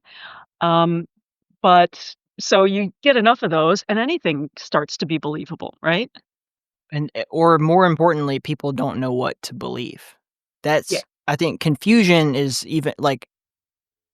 even worse in so many ways than just finding out someone did something wrong is good. We want to know the truth, but not knowing what the truth is causes chaos in the world, and that's what the reptile aliens want, right? That's uh, Well, um and it's only gonna get worse with deep fakes, right? Because now you can tell, right? Now you can tell if it's like an AI video because, like, the mouth doesn't move quite right and everything, but those are gonna get better and better. um it'll be before your episode comes out. I'm putting out one that I did with a gentleman named Lee Elman, who is he's actually a TV producer. He did a lot of cool stuff for like True TV and all that. But in the past year, he has been engineering this app called Eternal Diary. Like, just warning, this is crazy stuff. So the idea is that you upload all this information about your loved one, their pictures, videos that you have of them, maybe you Mhm. give them access to their messages, whatever, anything they can do to like reimagine what that person was like, and Yep. then you can video chat with your dead grandpa or I've your heard dead about this. husband. I've Yeah, heard about it. It's fascinating stuff. I yeah. I don't know how healthy it is. I don't either. He's a really nice guy. Like, I thought I was gonna be talking to like Dr. Frankenstein. Uh, I was like, oh, I'm open minded. I'll give it a shot. Really, really nice dude, and I think he's coming from a genuine place. But it's one of those Pandora boxes thing where I'm like, what are all of the many, many implications of how this could go wrong? There's literally a Black Mirror episode about exactly this situation where a woman loses her husband and then recreates him in AI, and it's never the same. And yeah, who knows? yeah, yeah. Well, and I wonder too, obviously it just saying the word incel, the type of person, Oh yeah. and so you've got to wonder if people like that who are, frustrated, they feel that they're owed something that they're not getting in real life. Just the idea, and I it's distasteful to even say, but you gotta wonder how many people like that will create a partner just to be able to be as abusive as they want to them. And then the question, like, at what point does this abused robot, which means slave, by the way, when do they become cognizant and have rights to not be treated the Right? way that they're being treated? And that there's so many questions that I have about this sort of thing. I think at the stage that it's at, to be reasonable about it, like it's an app. It's not your grandpa. It's just a way for people to have those memories or whatever, and like I don't know. This is what they probably had very similar conversations when video first came out, when photographs first came out, and when books first came out. Like, do you really want to have Anne Frank's diary public for everyone to read? Like, this was Mhm. her private thing. Right. And then people have like these arguments like, well, it's an important story for people to know. And it's like, but it's still, this person had rights. And like, you're giving someone who's already passed on a life after their death that people can interpret and redo. So the same thing will happen probably with these AI models of someone's actual persona, where Right. it's like, it's not really your grandpa. And in fact, Anne Frank's diary was edited by other people to be more palatable to what her dad thought it ought to say. Yeah, I was just So gonna say that. It's like yeah, in the editing, obviously they edited it in part for her privacy because she was, a young woman, right. and so she wrote about things that, she was doing, and so but then it's the editors that decide what's, like, what it is that should be out there in the public and what shouldn't. You and I could each have our own version of what grandpa was like on our own phones. Right. And one of Right. the questions I asked the guy was like, could I have my brother's grandpa and my grandpa talk to each other and see how they interact? What do they Mhm. think Mhm. of each other? Because I bet you they're completely different. I bet you they have all kinds of like disagreements, and yeah, like the image that you have of a person versus the image this, and you can like, I guess it's not like finalized yet, but you could have, maybe your grandpa was one of those people who used words that aren't okay anymore. I don't know. Maybe he said gypsy a lot or something like that. And then you can just decide you don't want grandpa to do that anymore. And he just doesn't do that anymore. I'm like, but that's not, my grandpa would never do what I told him to do. He was going to be like, shut up, you dummy. Or I don't know. Yeah. Um, Well, I think that it's interesting, and it sort of ties into memory. mhm, And so when you remember something, people think, oh, I remember this one important event in my life, and this, it was this perfect day, and I was out with my partner, and we walked into a field, and there were, a million dragonflies flying over our heads, and it was magical. It was a great experience, right? And then you retell that memory, mhm. right? And as you're, like, retelling it to someone, right, the car honks as it's driving by, right? And then the next time you remember it, it's very possible that you incorporate that car honking that happened while you were retelling the memory into the memory, and now there was a car driving by and it honked and all of these dragonflies rose up, or you know what I mean? And so if you're creating something like this, and of course you're gonna have a different grandpa than, your brother because you had different relationships. And so again, it's gonna play more and more and more into your own biases and sort of reinforce what you believed your grandfather to be, and people are just more complex than that. So you're just creating the version of your grandpa that you want to create. Yeah. The thing is that my grandfather wasn't an automaton. That I do know. He was not someone who you could hit a button and he would change his behavior for the sake of your convenience, like, and Right, I right. loved him for that. That's part of why I liked him.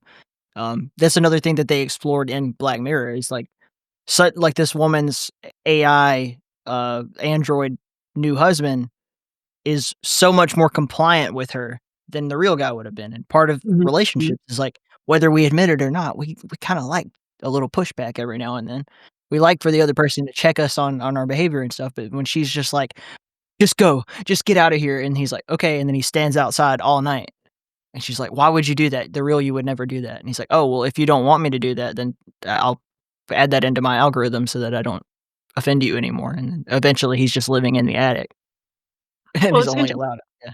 Yeah, it reminds me of a Twilight Zone episode where the little kid is, anything that he wishes comes true. Yep. And so, ultimately, of course, his, parents, the adults in the house are terrified of him because, he could turn him into, a shoe or a rat or like anything could happen because, the kid didn't had ultimate power with no emotional regulation. And so it just, it was obviously it was a, morality tale of, this is what happens if, you get this ultimate power and you don't have the emotional maturity to deal with it, right? It's And the old Islamic tale of the fisherman and the lamp, which we now have Aladdin is kind of the modern manifestation, but be careful what you wish for kinda thing, because Mhm, having absolute conformity is not good. You need to right, be told no and when to right, stop, it's yeah, right, right. And um, I mean, it's true of so many of our, like, folk tales, right? They're morality tales. And some of them are tales of, like, "Oh, there's a monster in the lake. Don't go in the lake," where in reality, what it is there's a lot of, like, seaweed and stuff that you can get tangled up in and drown, right? It's dangerous, so we make up stories for people not to do things, but a lot of the stories are just those morality tales. so in your I mean, you've been doing this for a long time, like, what other I mean, we talked about Baba Yaga and the black dog a little bit, but what are some of the more interesting stories that maybe people don't know, but you think maybe it should be more popular or known Oh, about? wow. Well, I think that, we know a lot of the stories from European folklore Mhm. because we've had the Brothers Grimm. We've had there was a certain point in time where, self-proclaimed folklorists were going around collecting stories, which had been oral traditions before that. But that mainly happened in Europe, right? And so those Or stories Europeans visiting other places now that I think about it, because I just yeah. quoted 1001 Arabian Nights, which was written by a British guy, Mhm. and that just clicked for me. Okay. Yeah, so I think that a lot of those stories are well known and easy to find. I think some of the more interesting stories comes from, like, African folklore and, like, Australian, like, lore that is from the indigenous peoples there.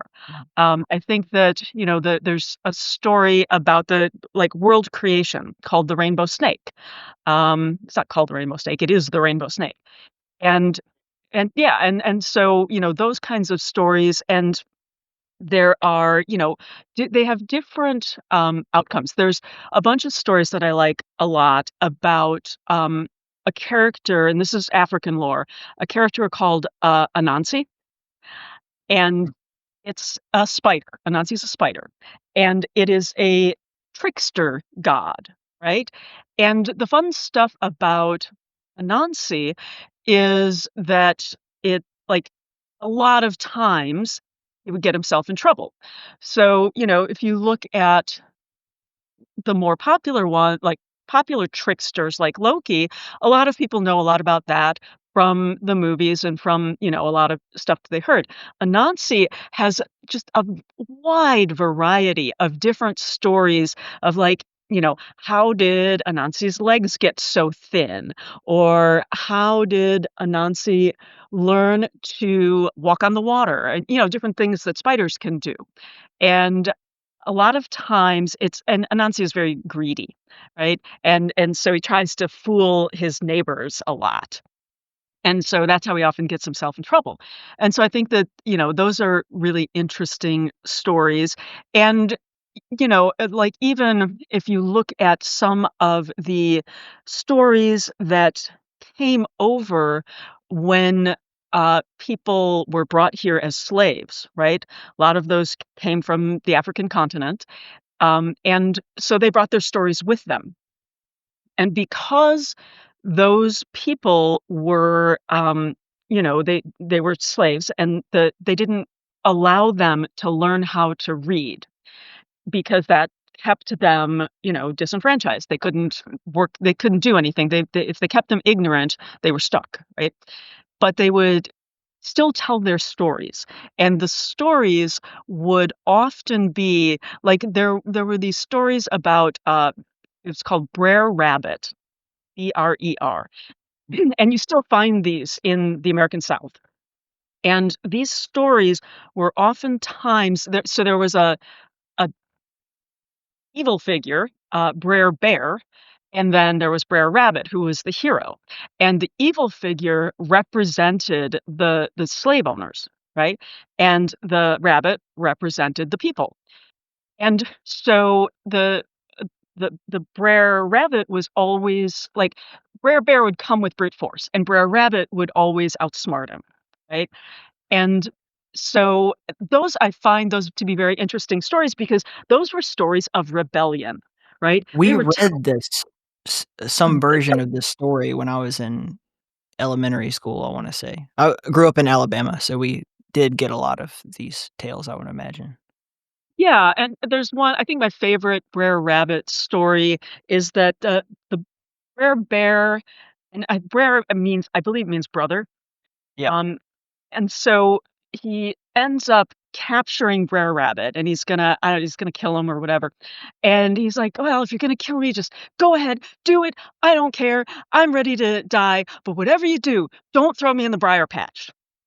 And Brer Bear's like, he's like, "No, no, never throw me in the briar patch," and like acting all terrified, and they're like, "Don't do it, don't do it." So of course, Brer Bear, being slow, throws him in the briar patch immediately.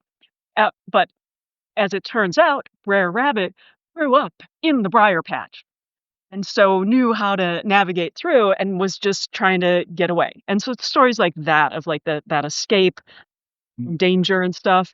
And yeah, I mean, those are stories people told each other, both because, they adapted to the land they were in. They were stories about tricksters that, were beating out the evil overlord figure. And so, that was stories that were like, hey, we're going to get out of this at some point, and giving hope to each other right under the noses of the slave owners who, couldn't be bothered to listen to their stories that they tell at night, right? That I'd is say so fast. Yeah. those are some of my favorite stories, and I like a lot of the Native American stories as well, although, yeah, I definitely need to be careful. I do one of my games, is about a creature called the Mishi Peshu, And the Mishipeshu it's up on the, like, US-Canadian border in that area. I can't remember the tribe off the top of my head, but it was a sort of water leopard, Mhm. and it protected the waterways, essentially, and it protected what it was, there was a lot of copper, in the waterways, and so when people started, like, wanting to strip the land of this copper, there was this creature there that if you were out on the water with ill intent in a lake, they it would drag you to the an island in the lake and strand you there. And so it would in that way protect the land, right? Um, and so yeah, I think a lot of and they're so widely varied across the United States because the United States is so big and the land is so different, right? Like in Mm. desert areas, you're not gonna have a story like that. So I think that the lesser known, like, the European stories are great, they're interesting, I find them, fascinating, but I like the stories that you haven't heard as much. And a lot of the African stories, there's an author who writes about African folklore, and her name is Helen Nde, spelled Nde, and she has a podcast about African folklore. She's from Cameroon, and when I read her stories, like, she writes she's written a bunch of, like, adapted African folklore, and in so many cases, not only are the women the strong heroine characters, right, as opposed to the damsel in distress, um, they're also much racier than, when you think of, like, other kinds of folk tales. Right. And so, yeah, so I think those are the ones that I find interesting because they don't follow the norm that I was taught as a child. There's a hero, and he battles the dragon and saves the damsel in distress. And, there's that, like, formulaic and the archetypes of, that come from sort of, middle-aged white male European perspective of what a hero should be. Right. I was curious, like, this whole fascination with folklore and with magic, like, where did this start for you? Do you have, like, a earliest memory when you, like, or maybe the first story you read or the first time that you became fascinated with it? Yeah, I was an avid reader as a youth. My brother's 2 years older than me, and I actually learned to read at the same time he did, so it was just something I took to naturally. Mm. And so I in the library, in the children's section of my hometown library, there was a massive, massive selection of folklore from around the world. It just must have been a librarian who was really into it. And so early on, I was exposed to, Russian folklore and like just from all over the world. And it was really just sort of formative for me, and the stories captured me. And so I was always into that. I think one of the, first books I had, my father's family came from Greece. And so early on, my parents got me a book about Greek folklore. And so I'm very into mythology, the Greek mythology, and all of that, because it felt like it tied me to my ancestors. And so that was just, an interest in the folklore. Magic, I think, came to me a little more naturally. I remember, and certainly as, a teen in high school, I was searching out any kind of occult books I could. But Yep. when I was in grade school, so somewhere less than 4th grade, right? I, was not a very athletic kid. I was a reader, I loved to read, and so when we'd be out on the playground, when the weather was decent enough, I didn't really wanna be playing whatever the, kids were playing, and the schoolyard, butted up against some woods, and the woods were part of, like, a park. And I would sort of like step into the, tree line. So I could hear what was going on, but like I couldn't really be seen, but I would know when it was time to go back in.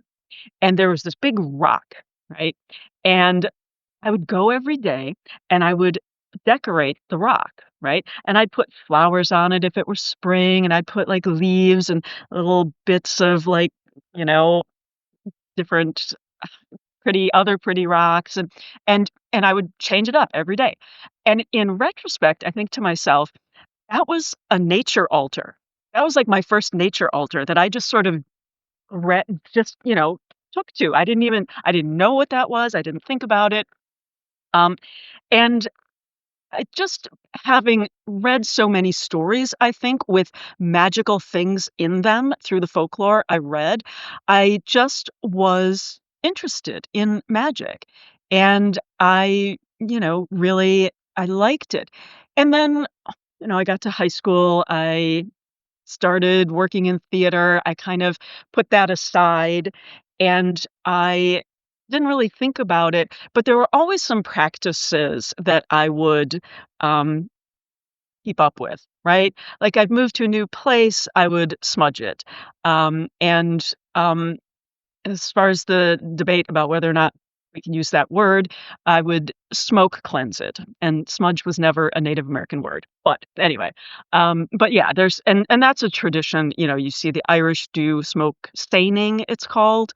But I always like carried some things with me, and I would always set up as decor, but it would really be little altars, right? And so when I got divorced last time and I moved into my own house, and had, free time, and I had a full-time job, but I had all my personal time to myself. I was like, "I'm gonna lean in." And so I started reading more about it and just practicing more. And I think it's an ongoing learning cycle. You're never gonna know everything about it, but it's certainly something that is part of my day-to-day life. And then when I didn't have a job anymore and I opened my own business and I was, into gaming, and one of the series that I created was about folklore because I liked folklore. So I wrote this series of 12 games, and in order to research it, I was listening to a podcast called the Folklore Podcast. And so, that was great. I learned a lot. I did my games. And then I was like, well, what am I going to work on next? And so at the time, the guy who is the host of that podcast, Mark Norman, he just put out generally on one of his podcasts, he said, hey, if anybody's looking to do some film reviews of films about folklore, and I get bored very, very easily. Like, I always need to be doing something that I don't know how to do and learning something new. And so I thought, I've never written a film review. Sure, I'll try it. So, I jumped in and I started writing some reviews, and I've been doing that about a year. And Mark's like emailed me one day and he said, hey, look, I've got this film I want you to review, but I don't have time to interview the guy. Can you do it? And I was like, sure, why not? Like, I've never interviewed a guy. And so I started interviewing for the Folklore Podcast. And I've been doing that. I'm on my fourth season now that I've been working on that podcast. And so about a year and a half ago, almost 2 years ago now, I'd always wanted to kind of do my own podcast, but I was doing stuff for the Folklore Podcast, and it's a big podcast, and it's very popular. It's in the top 0.5% of all podcasts. And so, but I was talking to a friend of mine, Tanya, and we were just like, I was just like, oh yeah, I've always kind of wanted to do a podcast. And she's like, wait, I've always wanted to do a podcast. And so we started talking about kind of, I was writing the book about magic at the time, and she was developing her business, which was basically teaching like homesteading. And we went, there's a tie-in here with the folklore and the magic and sort of how you bring that into your life. And so we came up with the concept of folkloring. Like, let's do it. And so we jumped in, and I don't think I would have had, like, the guts to have ever made the leap if I hadn't worked on the Folklore podcast first, and sort of got my feet wet and, like, knew how to do it. Um, and I don't think Tanya would have either if I hadn't been like, "Come on, we can do this." So yeah, we started it, and then circumstances changed for her, and she didn't have the time anymore, so I just sort of carried it forward myself, and that's kind of how I got here on podcasting, and we talked about the book earlier, and so, yeah, that's kind of what my path was. Yeah, that's it. It's really interesting. I got into podcasting very similarly. I had some friends who were doing another podcast that was called The State of Quake, which was like about the game Quake. And they were sort of always up to date news about what was going on in the world of that game, whether that, different people or whatever. And I like started noticing that there would be weeks when they weren't making a show, and I'm like, what the hell? This is my favorite thing. I want more of it. So Right. then I ended up like kind of volunteering myself, like, okay, when you guys can't do it, I will like interview players or something like that. And then I'll send you the footage and you could just publish it on your feed. I don't care. And then after doing that for a while, I was like, all right, I'm the only one around here doing anything. So Mhm. that's where In the Keep came from. And then it went from just that, just arena shooter games to indie games to whatever I want to talk about. That was Right. years, 5 years ago, 6 years ago. It's been a long time. 2019, I wanna say. So, yeah. Oh. Um, that's really, really interesting. How do you so your show, I've listened to a couple episodes now, but you're primarily, like, sort of doing interviews with other folks who are also fascinated or writers and that sort of thing? No, actually, that's pretty new. Okay. Typically, what I would do, um, is I just do, like, the folklore of, and, like, I've done one on the folklore of cauldrons and the folklore, like I said earlier, of dark goddesses, and, so typically, I'll research, whatever particular topic. I always start with way too big of a topic, and so and I like to keep my episodes to under an hour, but I will, go ahead, research it. I'll make myself an outline and then, do that. And I find that, like I said, once Tanya left, because we were both researching, and then after that, all the researching kind of fell to me. So it's a lot of work to do that kind of format. And so I was started getting guests, and I joined a couple of groups, like, on Facebook, like, Find a Guest, Be a Guest, and so and I'm also have a service that is, it'll send me, every day, like, "Here's a bunch of podcasts, do you Mhm. qualify for any of these?" kinda thing. And so that's when I started getting more people. And then at some point, I don't know exactly how this happened, but Llewellyn, who's a publisher, I don't know if you've heard of them, but Llewellyn kind of found me and asked me to start writing reviews. So now I'm doing that, and I'm also interviewing some of those people. So it just sort of happened. And interviews for me are a lot less workload. I Mhm. try and only do every other episode because I don't wanna do a bunch of interviews all in a row because it's so wildly different from my original format. Mhm. Um, and so yeah, that's kinda so I'm mixing it up now, and I've probably got 5 more, recorded and ready to go. So, No, I absolutely love interviewing, if you can't tell. Like, yeah. and I don't even really like the word interview. I like having conversations with people. I don't care what people wanna talk about. Like, if someone is, like, really passionate about something, I could just talk about it forever. Mhm.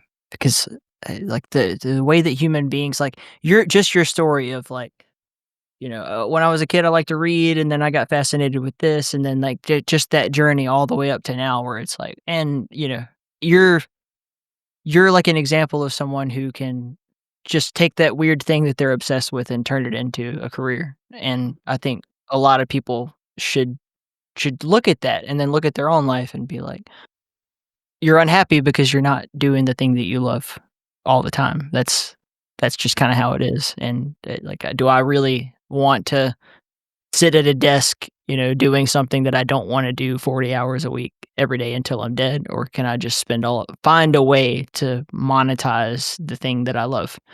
And what It's you've int done is really incredible. Yeah, it's interesting because, like, there's a whole other trajectory of my career that kind of has nothing to do with folklore and magic. I mentioned that I worked in theater. I was a stage manager for 10 years, Right. and I ended up and as I said, I get bored easy, and I wanna try new things. And so I ended up, running a concert venue, and it was in Chicago on Navy Pier, and it was about a 1,200 seat house, so it was, like, little, and so through that, they were still doing a rebuilding, they were still making it into what it is today, which is kind of like a tourist kinda place to go, restaurants and bars and stuff. But, they were still building everything but the Skyline stage when it opened. So for a summer, we were out there with construction, and people would just come to the theater and leave. And so I ended up, quitting that job because Disney came in and took over, and it was not a great place to work anymore. And but I met a bunch of construction people. And so one day they called me up and they're like, "Oh, what union do you use for movie projectors? And what union do you use?" And I was like, "Why are you asking me these things?" And they're like, "Oh, well, we're building these theaters, these movie theaters." And so I was like, "Oh, I wanna check it out." Like, I've never been on I've been on the construction site that I've been living in, but other than that, so I go to these movie theaters and they said, "Okay, well, we were actually wrapping you because we want you to come and do all of the fixtures, furniture, and equipment. We don't know how to do that. We know how to build buildings, but we want." And I was like, "Okay, I don't know how to do that. I'll figure it out." Well, I did that, and then those theaters were built, right? And so they had this program at that company, and it was the quality managers. And so it wasn't quality control like you'd think of in construction. It was like quality processing. And so they would track success and do a bunch of like strategic planning and stuff.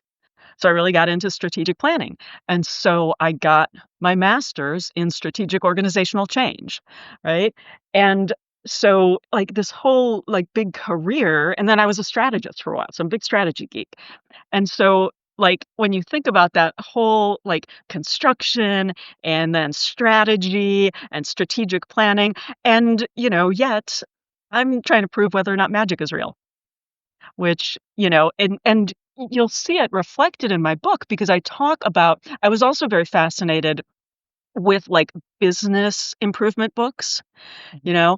And so I quote a lot of really famous, like, business books about how to improve your strategy or how to, improve, like, by tracking or, like, all that kind of thing. And so you'll see that reflected in my book, which is why I said it's like my whole life feels like it was leading up to the point of writing the book. And it's all of these, I quote a lot of psychology and a lot of, I have obviously I delve into some science. So yeah. So it's just like when I tell that story of my sort of magical trajectory, and it's what we were talking about earlier. Like your grandfather, people are complicated. And so it would be shocking to people from my strategy days what I'm doing now, and shocking to people now knowing that I worked in construction and strategy. Yeah. No, I always like joke with a lot of my peers and friends, like in the tech video game business or whatever. It's like go look at their resume or their LinkedIn page or something, and it's like I graduated from high school, I went to college, and then I stayed in one field.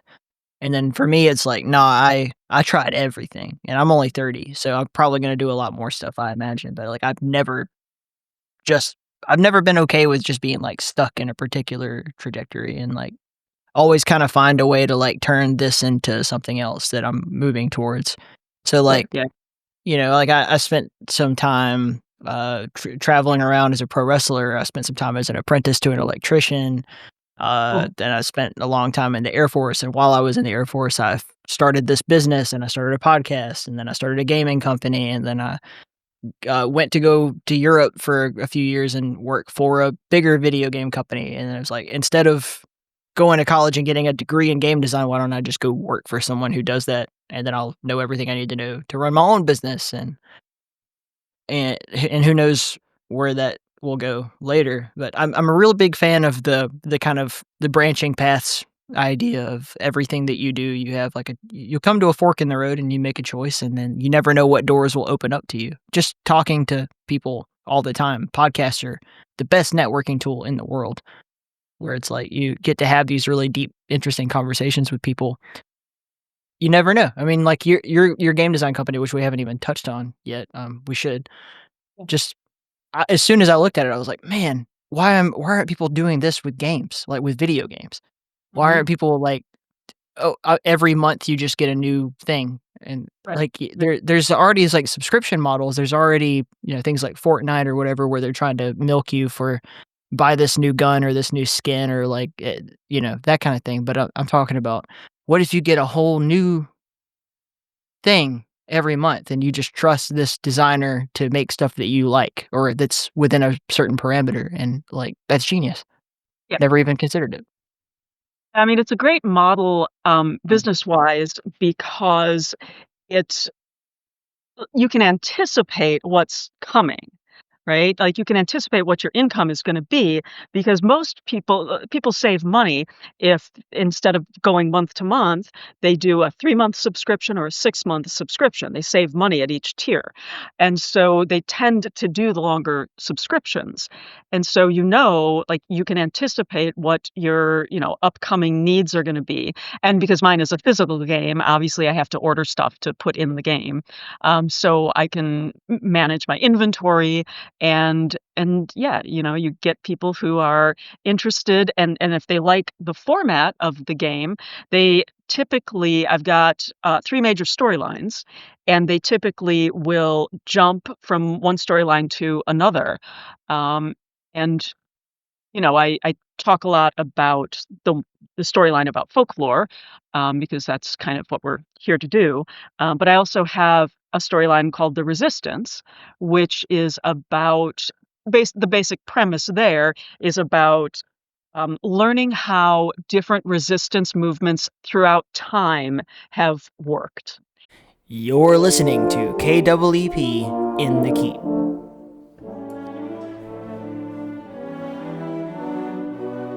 Whatever happened to the good old days, when computer role-playing games spent more time telling great stories than stressing you out with season passes and needless grinding?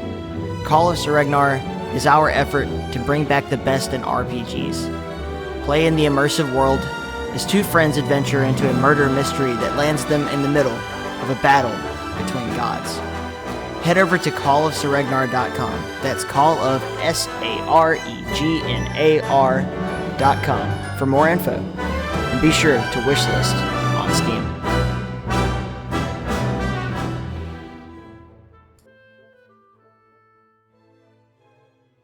And the whole premise of the story is like we're being taken over by, well, it was fiction when I wrote it. We're being taken over by corporations, and they are, stealing our land rights and and so, we need to fight back.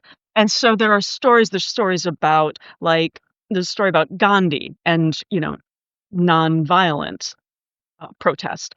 And then there's a story about the suffragettes, and there's a story about Boudica. And each of the stories focuses on like a different way of resisting. And so yeah, that's fun. And then of course I've got the folklore one, which is again folklore from around the world. So I've got story about Sunni in Japan, and there's stories. There's one set in Australia, and there's from around the world. And and then I have a final storyline that is based on a series of epic fantasy books written by a friend of mine. Mhm. So And these are all sort of like puzzle escape room type yeah, things. so when you get the box, there's a box mailed out every month, and it comes with a bunch of stuff in it. There's some artifacts in it, and then there's a a cover letter which sort of explains what the premise is of that particular month, and then a bunch of random other stuff. And so the first part is you got to figure out what you have to do. Like, where do you start? What do you do? And then, yeah, you just sort of solve the puzzles. And some of the um, content is online. And so some of the puzzles will take you to a website. And then typically that website page will be password secured. And it'll be like an answer to a puzzle will be the password. Right. And so yeah, and that's sort of how gameplay works. And there's also like I have for every game, there is a hints page where if you get stuck on a puzzle, it'll give you a series of more and more detailed hints. And then finally, it'll be like, okay, if the hints didn't get you there, here's how you solve it. Here's exactly the steps you go through to solve it. And then if you still don't get it, it's like, okay, well, here's the answer. Because everybody's brain works a little different. And if you get stuck and you have no recourse, it's just frustrating. And it's like, well, okay, guess I can't finish this game. And so, I'm here to help people have fun, not be frustrated. No, So yeah, you never get stuck. the first instance of like tying the web into like puzzles in a game I can remember is this video game called Fez, where you play as like a little two-dimensional dude. He's wearing a Okay. magical fez, and like he exists in this 2D world, like old school Mario kind of thing, sideways platformer. But once he gets the magical fez, he becomes aware that the universe is bigger than he thinks. And there's a third dimension, and you can actually turn the world and solve a lot of puzzles by going this way instead of this way. And actually, very inspired by Paper Mario, if people are familiar with Paper Mario. But you kind of traverse this little fantasy world, and then you come upon like these sort of ancient sites and pyramids and stuff, and they have hieroglyphs on them. But the hieroglyphs are QR codes, and they help you solve the mystery too. They go, to some place on the internet, and very fascinating. But yeah, and so you ship these worldwide, or because the logistics are crazy. Yeah, right? just to the US, Canada, and the UK. Okay. Yeah. No, that's so cool. I'm glad you thought of it, so I can potentially steal your model for video games one day.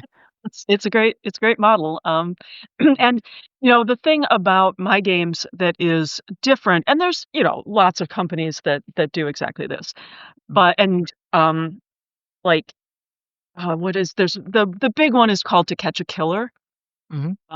and the difference between mine and virtually every other one that I've ever seen or played, and I've played many of them, is that almost all of them are murder mystery. Right. Right? And so you've gotta and a lot of them, it's oh my god, it's so predictable. It'll be like, you basically get a bunch of information. You get a bunch of suspects, a bunch of information, and you have to, like, deduce the what who couldn't be the killer. Like, "Oh, this guy was in the hospital at the time of the killing, and this guy was, here doing this thing." And so mine are very different in they are, I've got the resistance lessons, and you're trying to, like, work your way through that particular kind of resistance, so you learn that. Or I've got, the mysteries that happen around the folklore. And those are really, a lot of them are this mysterious thing happened, and we need to figure out, like, this guy disappeared when he was studying these hieroglyphics, and we need to figure out what happened to him from his notes. Or, yeah, like this group of people testing in the waters disappeared, and we need to figure out what happened to them. And so the basic premise on that, and it's called The Craft, and the basic premise there is the director of this Center for the Research and Archives of Anecdotal Tales is the full name, and her name is Lydia Lohr, and so she's like, "Well, basically, we need to bring you on as a contractor, and can you help us with this case?"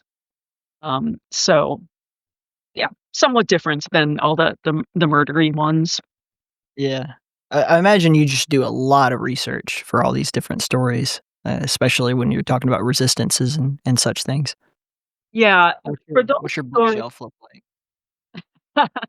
well, for those stories, some of them are fictionalized, um, but I don't contradict anything that actually happened in history.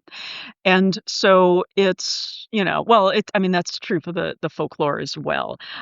Those are a little bit more fictionalized because in a lot of folklore, you're talking about characters as opposed, I don't want to retell a folklore story. So I have to find a different way to tell a story that people won't be familiar with. And so yeah, those are more fictionalized. But yeah, I mean, there was a lot of research into the just being able to pick, especially on the resistance, because it's like I didn't wanna do real things that people, like, were very familiar with. I wanted to do some more obscure, like, I've got one box that's about this guy named Eugene Bullard, Mhm. and he was an African American guy, um, at in in France. He went to France, um, during Nazi Germany, and he ended up opening up a bar, and so he because the Germans would go into this bar, and they would talk freely in front of him because he was black, and they racistly assumed that he wouldn't be able to understand German, although he was fluent in it. So he ended up, becoming a spy and just, hearing all of these tales. And so, like that was such an interesting find.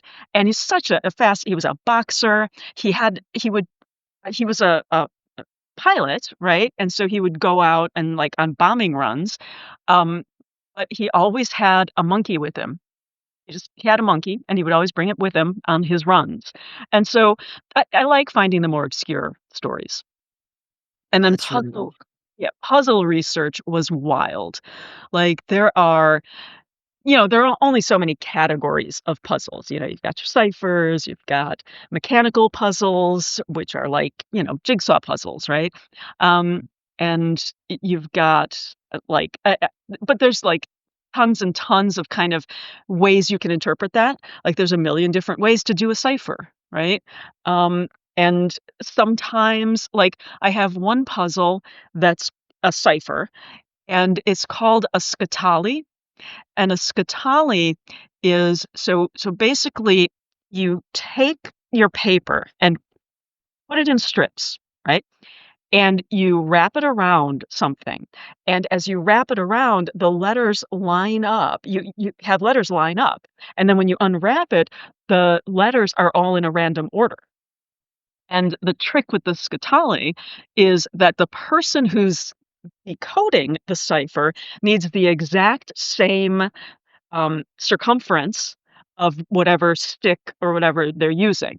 And that's the trick to that cipher. And so, it just like diving deep into trying to, and I always want to like surprise people with different puzzles. I don't want them finding the same puzzle 3 boxes later, and being like, oh, we saw this. Because part of the fun of most puzzles is that aha moment where figure out like, oh, this is what we do. And I keep, if I do any ciphers, I keep those answers very, very short because once you've figured out a cipher, it's just like mindless, boring drudge work to like keep writing the whole thing out. So you don't want those answers to be long because it's boring for people because they've already figured out what it is. They just need to get to the end of your answer. Yep. And that's something we do a lot in game design in general is just have to say like, does the effort that one needs to put into this match the reward that they get at the end of doing it? And, Right. so you have lots of, especially like newer video game designers that really want things to be like super hard and like, Mhm. they want to show how, incredibly genius they are at creating a combat or a puzzle or whatever. And then when it gets to like the playtesting part of it, it's like, this is not fun. Like, you're just being brutal for no reason, and of course, there's always gonna be a sliding scale of how an audience reacts to that, but it's like, if you wanna make money, you should probably at least give people options, and then, so in a lot of games, you'll have, like, easy, medium, hard, ultra hard, or whatever, such that you could do that, but then you have to take the same story and the same mechanics and find a way to scale that to different versions. So you'll even get a lot of games that are like have a recommended mode. It's like, we recommend you start here. This Yeah. is this is the intended experience, and any other thing that you choose is just your preference. Right. Um, I think that in a way, the games that I design, it's a little bit easier because they're designed. I mean, you can play them solo, certainly, but they're designed to be played in a group. mm, And so what I found in playtesting was that, obviously everybody's mind works a different way, and everybody brings something different to the group. And so it's fun. Like, some people will gravitate toward a cipher. And, like, there was one guy that I had that, he tested a lot of games for me. He was severely dyslexic. oh And yeah. so yeah, so he always struggled, and he was doing it because his girlfriend was, like, one of my testers, and he was just, supportive of her. But he wouldn't really do much if it was a word-based puzzle. But man, you get some of those, like, if it's like a math-based puzzle, like, they'd be like, "Oh my god, what do we do?" And he'd be like, "Here's the answer." It'd be like 1 second he'd have the answer. Yep. And so, everybody brings something different to it, and I think that that's part of the fun, is that we all have our strengths. No, my wife and I are very much like that, where it's like, if it's simple arithmetic, I'll be sitting there forever, like, counting on my fingers and toes, and then she'll just spit out the math Yep. question like that. But if it's like a literary thing or anything to do with, like, letters or words, I'm like, "Oh, that's this," and, I've read, like, 1,000 books about that particular subject, and she's just like, "What are you, Magic?" And I'm like, "It's not what I said, but yeah, I didn't say that." But Yeah. yeah, that's so cool. What's your clientele look like? Um, Typically, I would say it's about 75% female, um, 30s to 60s, um, a lot of times buying more for, like, their spouse, Huh? um, and, um, yeah, and just, middle class for the most part. Yeah, I would think that you would have, like, moms, grandma, family that wanna do this, but I would also think that, like, you would have, like, gaming clubs, that play tabletop games and stuff like that, who would be interested, or, like, shops that would be like, "Oh, we got the latest version of that," whatever. Do you archive all of your games, like, such that you could reproduce them if you need to? Yeah, so the Yeah. series, I only wrote, um, like, 12 games in each series, and it cycles Mm. back around each year. Oh, okay, okay. So yeah, so I just, I've done them now. I'm on my ninth year. Do you have, Um, like, 1st edition, 2nd edition written on the box somewhere? For no, I do not. I reprint new for every time, but the boxes, I just order the same box every time. Yeah. Um, and, but yeah, so those, come back around, and I've had bars order, like, Mhm. both entire series. I had a bunch of like, gaming bars. I've Yeah. had in when we were in lockdown, interestingly, I had a lot of, like, um, you know, uh, care homes for, like, senior care homes. Yeah. Um, and they were getting them for, like, their, like, residents, Yeah. and that was, like, to combat, the depression, and to help keep their mind sharp, and all of that kinda thing. And so I sold a ton. I do sell a bunch there's a conference every year, uh, in California, and it's a game school conference, and so there are a group of people who believe that the right way to homeschool is with games. And so that's how and so obviously the history, both the history and the literature games have been very appealing to those people. So that's Yeah. mostly the groups that I've sold to. Now, I learned way more about history from games and from Iron Maiden than I ever did in school, for sure. I think it's a way better Mhm. way to learn. Like, just Yeah. like, I know who Miyamoto Musashi is because Iron Maiden sang about him, not because my history teacher said anything about him, that kind of stuff. Or Nostradamus, I think I got from Judas Priest. Like, there's just so many wonderful things. But Well, the music is a great way to learn, I mean, yeah. I I don't know if you remember this, but, certainly it was very popular for a long time. There was a series that was very groundbreaking in the '70s, but they still continue to play them, called Schoolhouse Rock. Oh, yeah. Yeah, they still show well, at least when I was in elementary school, which admittedly was 25 years ago. Yeah, they still showed Schoolhouse Rock, like, "Conjunction Junction, what's your fun" all that stuff, yeah. Exactly. Yeah. So yeah, and that's, how I learned a lot of different things. Mm. Anyway, and stories are great as well for learning things, right? And it's interesting, there's this phenomenon that is, I can't remember the name of it, but basically, like, people will learn stuff through a story, and then as time goes on, they will forget that they learned it in a story, and it will just become part of their belief system.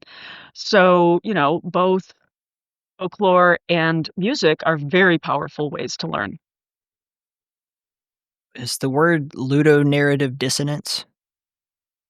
Uh, No, this is a video game term. I just had to Google it real fast. But similar kinda concept. I yeah.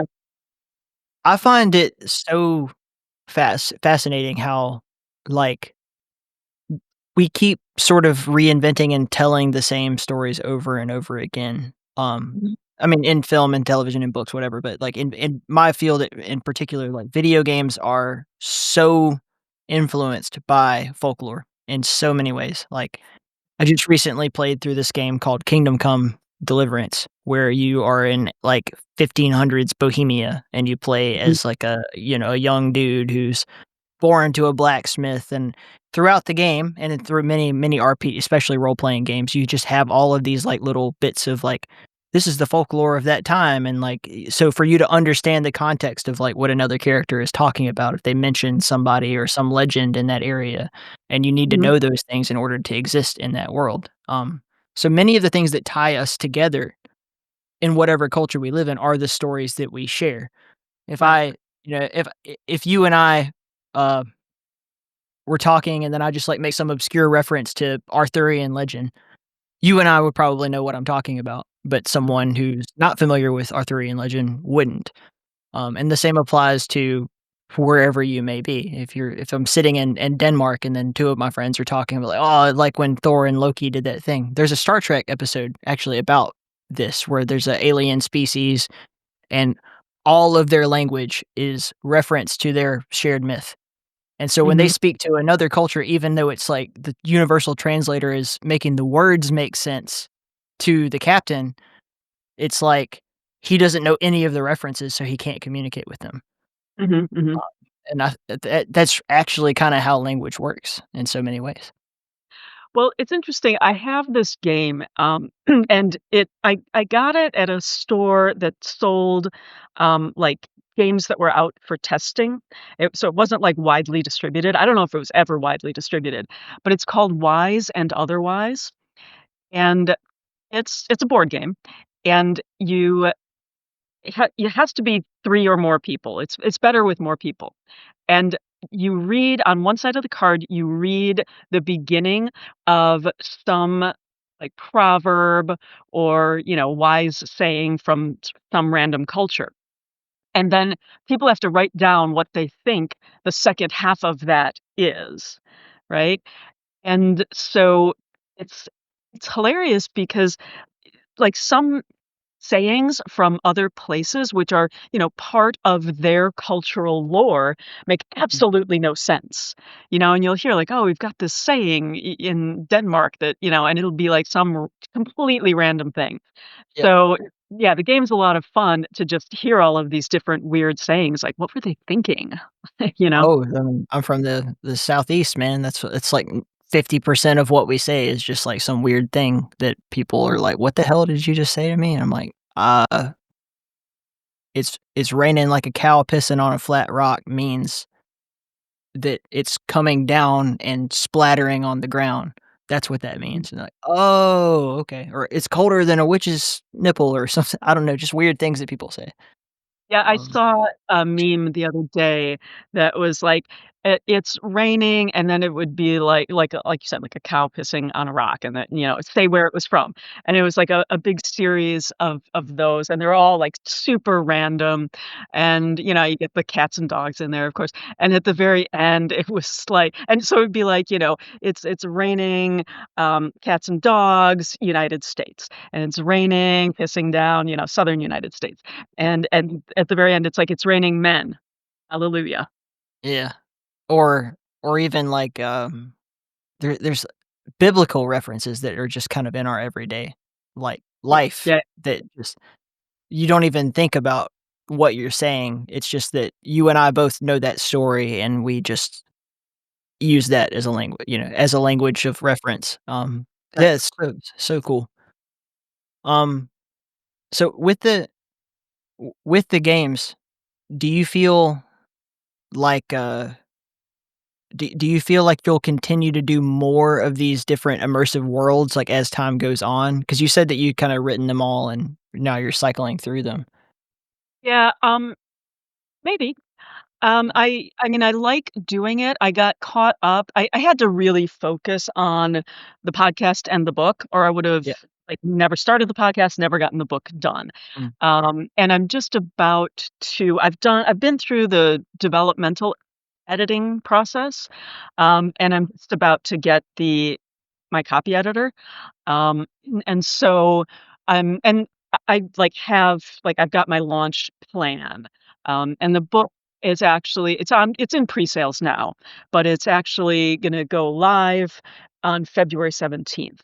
So I've got a ton of work to do preparing for that because as soon as it is available, for purchase, I'll have to do a series of presentations and classes based on it. So kinda, working on that now. And so but when that's done, like I said, I like doing it. And writing the games is a very iterative process because the puzzles have to make sense. Yep. Right? And like the Scatali I was talking about earlier, it goes in a box that is set in the time period where that puzzle was first, like, found. Like, you didn't see this kind of puzzle or kind of cipher earlier than this particular time period. So that was a great puzzle to put in that box. But, it can't be like it's not like a musical where it's like, people for no obvious reason suddenly burst into song, right? You can't just suddenly, like, "Oh, and there's a puzzle next." Like, it has to follow the storyline. So you kind of have to create that all together. So it's a lot of work. It's actually, interestingly, I think more work than just straight ahead writing. So, yeah, it's a big lift to start a new series because 'cause you've gotta get designs for the boxes and do all of the, upcoming research. So if I were to do another one, I think I might just do, like, a second season Mhm. of one of the current boxes. Now I'm writing a game design document now for this new idea that my friend and I had, and that's one of the things with writing a game is that I know the plot, like, I that was in my head from the jump, like, what's the story I wanna tell? But then I Mhm. have to, like, structure it in such a way that it makes sense for the player, like, okay, what is the player gonna do? It's great that you have this story in mind, but, like, what does the character do during that time? And how is that fun to the player and trying to come up with, like, different ways to do that, so, Mhm, mhm. um But the lovely thing about video games is it's not necessarily grounded in physics or practicality. You can kind of play with that a lot. Even uh,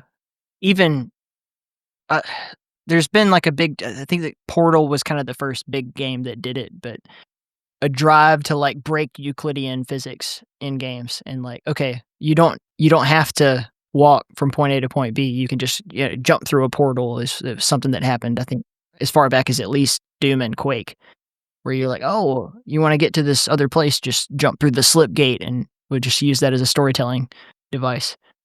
But yeah, and also finding ways to do it that isn't just like, oh, that's been done before. Oh, this is just a clone of another thing. It's exactly like that. It's exactly like that.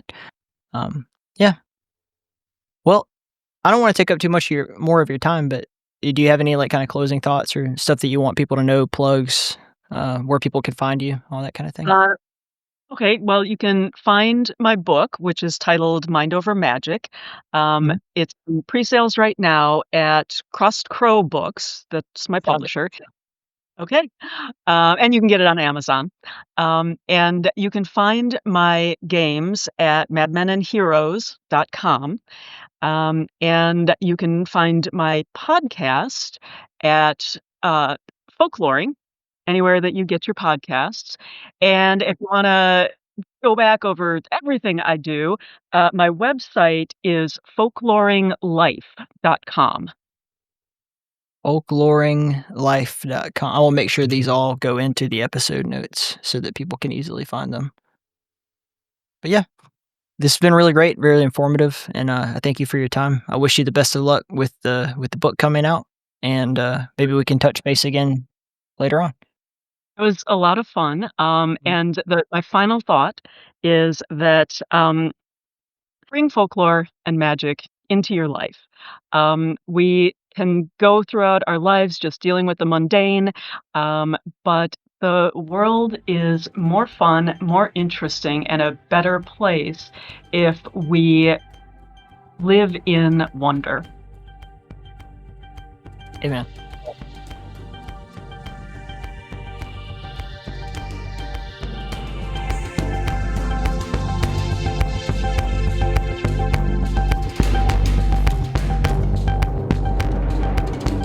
Thank you very much to Tracy for coming on the show and teaching me all that stuff. I didn't know anything about African folklore really outside of Egypt before this conversation. Lots of other stuff. Make sure you go pre-order her book now, Mind Over Magic. I will leave a link in the show notes wherever you may be listening, and it will definitely be on the website. Make sure that you're actually like going to inthecube.com and clicking on the articles for all these episodes, because I am leaving like books that get mentioned and links to go purchase them if you so choose, or at least you can look them up and do whatever it is that you do to acquire books. And yeah, and all the other stuff, man. Thank you to our Patreon supporters for all your wonderful support throughout the years. I love you so much. You will never know how much I appreciate it. Patreon supporters get episodes early, and so do other kinds of supporters. So you can go to inthecube.com/support if you would like to support our little project here. I hope you guys are enjoying the episodes. Look forward to hearing what you think in the Discord, discord.inthecube.com. If you're not already a member there, or in the comment sections of wherever you're listening. All that stuff. Make sure you tell your friends to check out the show. If you like this, then hopefully they will too. I love you. God love you. Stay in the keep.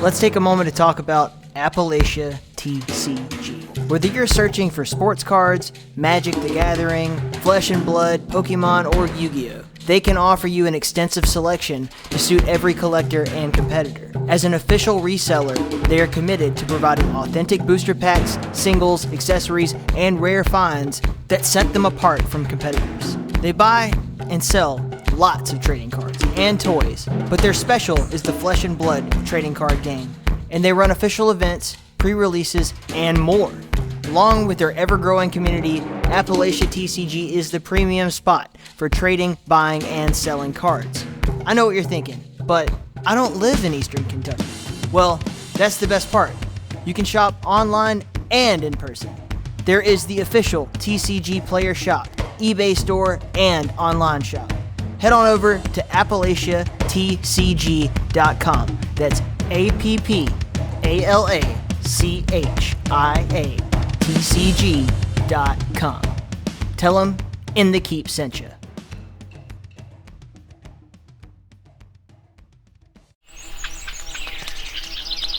Hi, I'm Ben, host of the Field and Foley podcast. Every episode I sit down with incredible guests, not just sound designers, field recorders, or musicians, but experts in everything about audio. We explore the creative process behind the sounds that shape our favorite games, films, and experiences. Whether you're an audio professional or just someone who loves great sound, Field and Foley offers deep dives, behind-the-scenes stories, and insights you won't hear anywhere else.